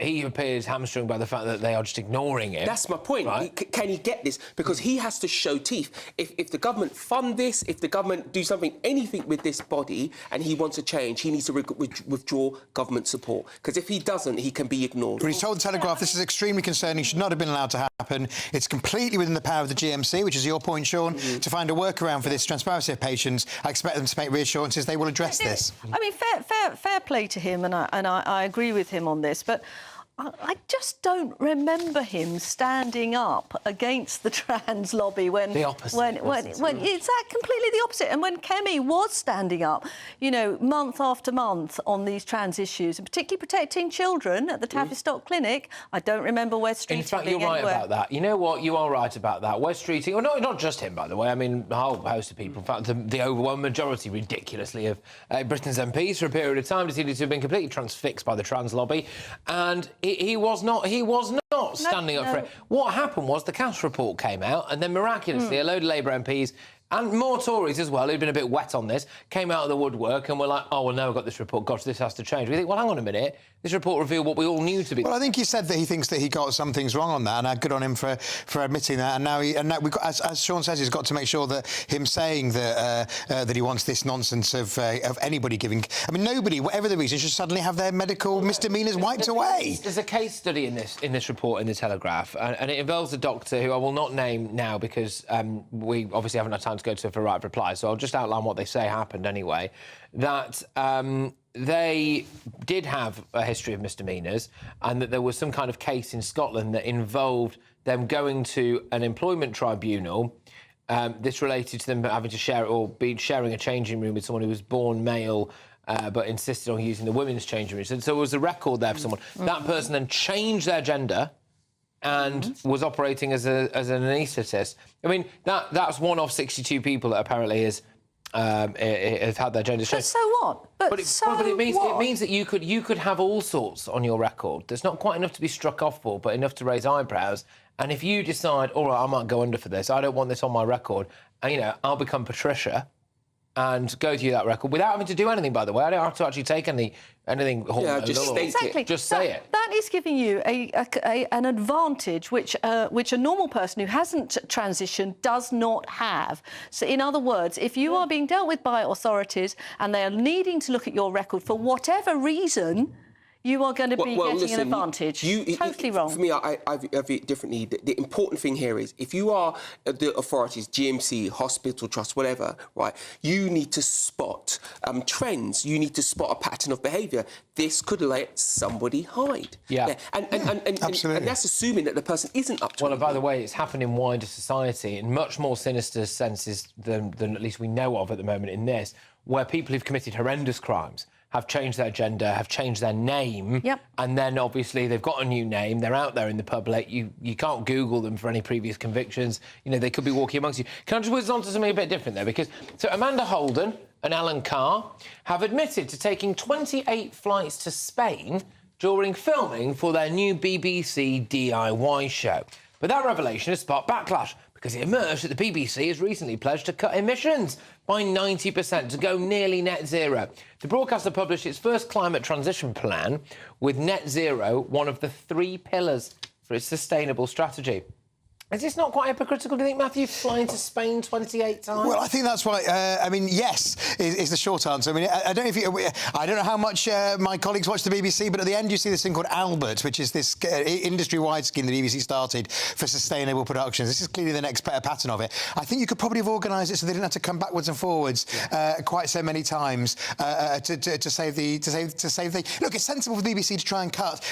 Switch the lights off when there's nobody in there. Save a bit of Wonga. And save the planet, as it were. It's daft if you're going to put yourself out as a virtue signaller and then you're going to do 28 flights like this. You lay yourself open to charges. Now, it's getting my ear now. It's a classic line. I've heard this so many times over the last couple of days, but admittedly the other one was more serious when it was in relation to their Hamas propaganda show. But they are saying here, apparently the BBC was unaware. So what? So Alan Carr, this is the kind of thing, we pay for this rubbish, right? We pay for some faceless bod in a BBC tower to go, idea for a show. We send Amanda Holden and Alan Carr to Spain to do a DIY show. And everyone goes, yeah, how much is that going to cost? And everyone goes, it doesn't matter because the taxpayers are all paying for it. And then they can fly there 28 times. No one checks. They're made by an independent company for the BBC. What the BBC should have spotted is, we're making this show, why does it cost so much? Yes. And this sounds like... We don't know, they didn't go Ryanair. but the other... But also, this... It might have gone for $9.99. This show, as I understand it, has 8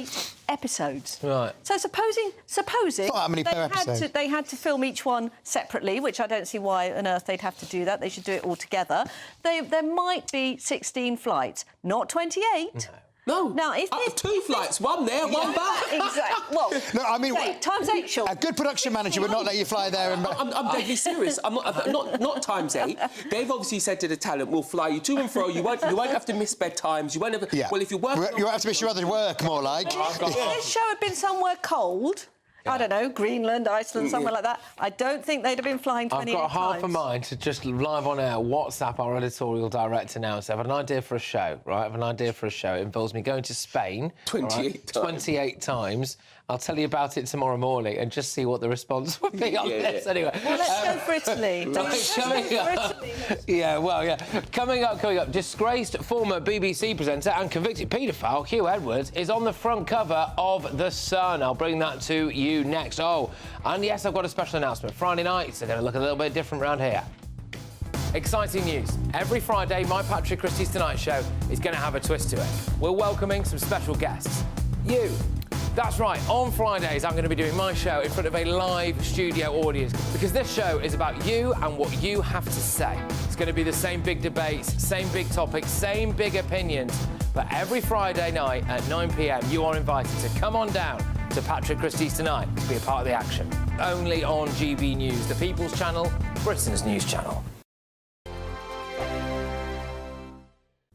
Evening. Welcome to your latest weather update from the Met Office here on GB News. Tomorrow, well, kind of more of the same, but if anything, the winds are going to be a little stronger and there'll be more heavy rain around. We've got warnings in place, as we shall see shortly. It's all coming from down to the southwest. These weather fronts are swiftly moving towards us. Today's weather fronts are actually clearing away, so for many, it's actually a bit drier out there this evening, but it won't last because here comes another batch of rain into Wales, southwest England, then across Northern Ireland through the early hours. Some quite heavy rain, as you can tell by those brighter colours. It's been mild today. It will be mild overnight. Temperatures in many towns and cities holding up in double digits, but it will be blustery. Those winds strengthening further through the morning and that rain marching north across Scotland. Once it's in here, it kind of sets in for a good chunk of the day, so it could cause some flooding problems. We have Met Office yellow rain warnings in place across Scotland and a wind warning for southwest Scotland, the east of Northern Ireland, but also for the coasts of Wales, the west and the south coast. Gusts of 50, 60 miles an hour, maybe 70 miles an hour in exposed places. So yes, very windy in the west, very wet in the west. Much of the Midlands, much of eastern England will be pretty dry through Friday morning. In fact, staying dry for most of the day across easternmost counties. But the rain will creep in across the Midlands as it clears from Wales, southwest Scotland, southwest England. Should cheer up a little bit. Some afternoon sunshine is likely, and it will be mild. Temperatures in the teens pretty widely. Could squeak up to 15 Celsius. Obviously feeling a little cooler with the wind.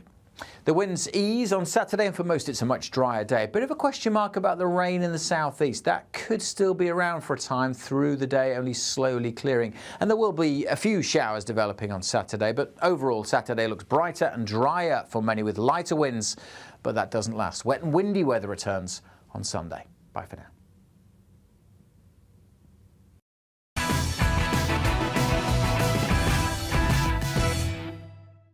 OK, welcome back. Astonishing story here on the front of The Sun. But before that, I'll start us off with the Daily Mirror. 700,000 reasons to smile. The government mass appointments plan is a victory for the Daily Mirror's campaign. This is about dental appointments, an extra 700,000 dental appointments, apparently. So that does sound good, doesn't it? News you can smile about. The Independent bully boy Trump tries to gag Zelensky. Tone it down.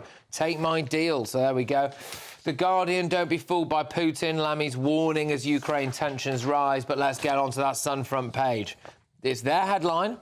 It's their headline here. It's a picture of a vaping Huw Edwards. It says, pedo spotted spluttering on vape, and he still hasn't paid £200,000 salary back to the BBC. They say, cough up Huw. Shamed Huw Edwards is seen puffing on a vape as he breaks cover for the first time since dodging jail for child abuse images. Former BBC News presenter is still brazenly refusing to hand back any of the £200,000 he was paid after his 2023 arrest. A passerby spotted him and said he was coughing and spluttering a bit. He looked a shadow of his former super-confident self, but there was no mistaking it was him. He's lucky to be enjoying his freedom when most people think he should have been jailed for what he did. Does he have to give the £200,000 back, Anna, do you think? Of course he does. And any sort of decent human being would want to do that. I mean, he's so wealthy. I mean, his pension is going to be in excess of that. You know, I'm astonished that he doesn't voluntarily want to redeem himself. He's not a decent human being. He was into child porn, so that ship has sailed. If the BBC can legally get this money back, they should really, really lean on him and show that they want a little contrition on their behalf, even if he's going to do it. And that's the situation. The situation is because he looks like if he doesn't have to pay it back, he won't. So we're relying on the BBC, if they can legally, to get that money back. He should, he won't. I agree with Sean, the BBC should try, but I'm not sure they're going to succeed. Yeah. Yeah, OK, all right. I mean, look, it's absolutely ridiculous. I don't know how they can. The pension is one thing. I mean, I don't think he should get anything. Obviously, the guy's a paedophile. But, I mean, I don't know what the law is about. I don't know if you can just wrestle someone's pension. Yeah, because it's the BBC. It's in the independent pension scheme and it's invested. It's not being paid for out of the licence fee. That's at least one thing. And also, as well, if you take someone's income away from them, then we then have to pay their bills. Well, yeah, quite. Well, quite a long way. And he's got a few savings in the bank. Yeah. All right, guys. Now, look, I teased this at the top of the hours, both hours. It was about donkeys. Prepare to change everything you think you knew about donkeys. A film course at the University of Exeter, in collaboration with a donkey sanctuary, is on a mission to transform the donkey's tarnished reputation. Course leaders are tackling outdated stereotypes. They say that the animals are negatively portrayed in books and in films as being negative, and that they think that actually they are on a mission to transform the reputation of the donkey. They say that they are not indeed stubborn, they're not negative, and crucially, they're not thick, all right? They're not. And that they are now going to try to do a load of studies that show that the donkeys are actually lovely, very clever animals. So there we are. Well, talking to someone who also isn't thick, it's Josh Howie, and he's presenting headliners yet again. Josh, what have you got coming up on your show, mate? Well, we have Zelensky, who is coming out to defend him. We've got James Bond, he's come out, he's American now. That's terrifying. And we have a Sri Lankan sex offender. Why has he been allowed to stay in the UK? And the BBC getting in trouble for putting out Hamas propaganda. It is going to be a great show. It certainly is, Josh. Thank you very, very much. Absolutely fantastic stuff. They're always tuning into Headliners. It's always a cracking show. Cheers. I would like to say thank you very much to my wonderful panel this evening. It's been electric stuff. Thank you. I think we should have the next James Bond could come from your sofa. Look at that polo neck. Not just the milk tray, man. And the next James Bond. You'd be up for James Bond? I'm available. You're available? I'm available. I think you'd be good at him, mate. I think it'd be fantastic. Just to say as well, I'm looking forward to seeing as many of you as possible tomorrow, and indeed every single Friday, as we do our new Friday night audience show. There's going to be a few twists along the way. We'll have some messages from some very special guests as well. We'll try and make it fun and lively all the time while hitting the hard news where we can. So thank you very much, everybody who's watching and listening. I'll see you tomorrow.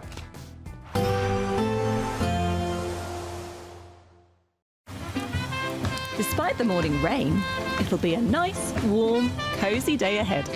Boxed heat pumps, sponsors of weather on GB News. Evening. Welcome to your latest weather update from the Met Office here on GB News. Tomorrow, well, kind of more of the same, but if anything, the winds are going to be a little stronger and there'll be more heavy rain around. We've got warnings in place, as we shall see shortly. It's all coming from down to the southwest. These weather fronts are swiftly moving towards us. Today's weather fronts are actually clearing away, so for many, it's actually a bit drier out there this evening, but it won't last because here comes another batch of rain into Wales, southwest England, then across Northern Ireland through the early hours. Some quite heavy rain, as you can tell by those brighter colours. It's been mild today. It will be mild overnight. Temperatures in many towns and cities holding up in double digits, but it will be blustery. Those winds strengthening further through the morning and that rain marching north across Scotland. Once it's in here, it kind of sets in for a good chunk of the day, so it could cause some flooding problems. We have Met Office yellow rain warnings in place across Scotland and a wind warning for southwest Scotland, the east of Northern Ireland, but also for the coasts of Wales, the west and the south coast. Gusts of 50, 60 miles an hour, maybe 70 miles an hour in exposed places. So yes, very windy in the west, very wet in the west. Much of the Midlands, much of eastern England will be pretty dry through Friday morning. In fact, staying dry for most of the day across easternmost counties. But the rain will creep in across the Midlands as it clears from Wales, southwest Scotland, southwest England. Should cheer up a little bit. Some afternoon sunshine is likely, and it will be mild. Temperatures in the teens pretty widely. Could squeak up to 15 Celsius. Obviously feeling a little cooler with the wind. The winds ease on Saturday, and for most it's a much drier day. Bit of a question mark about the rain in the southeast. That could still be around for a time through the day, only slowly clearing. And there will be a few showers developing on Saturday, but overall Saturday looks brighter and drier for many with lighter winds, but that doesn't last. Wet and windy weather returns on Sunday. Bye for now. There will be a light breeze in the morning, leading to a warm front. Boxed heat pumps, sponsors of weather on GB News. Want to be one of 2 lucky Great British giveaway winners? That's right, you could win one of 2 prize bundles, which includes a brand new iPhone 16, £500 in shopping vouchers to spend in your favourite store, and an incredible £10,000 in tax-free cash to spend however you like. What would you spend that cash on? For another chance to win, text cash to 63232. One entry costs £2 plus 1 standard network rate message, or text bonus to 63232. 5 entries cost £5 plus 1 standard network rate message. Go to gbnews.com/win. Entries start from just £2. Call 0903 681 3232. Calls cost £2 plus your network access charge, or post your name and number to GB11 PO Box 8690 Derby DE1 9TT. UK only. Entrance must be 18 or over. Lines close at 6 p.m. on the 7th of March. Please check the closing time if listening or watching on demand. Good luck. Lee Anderson's Real World. Fridays from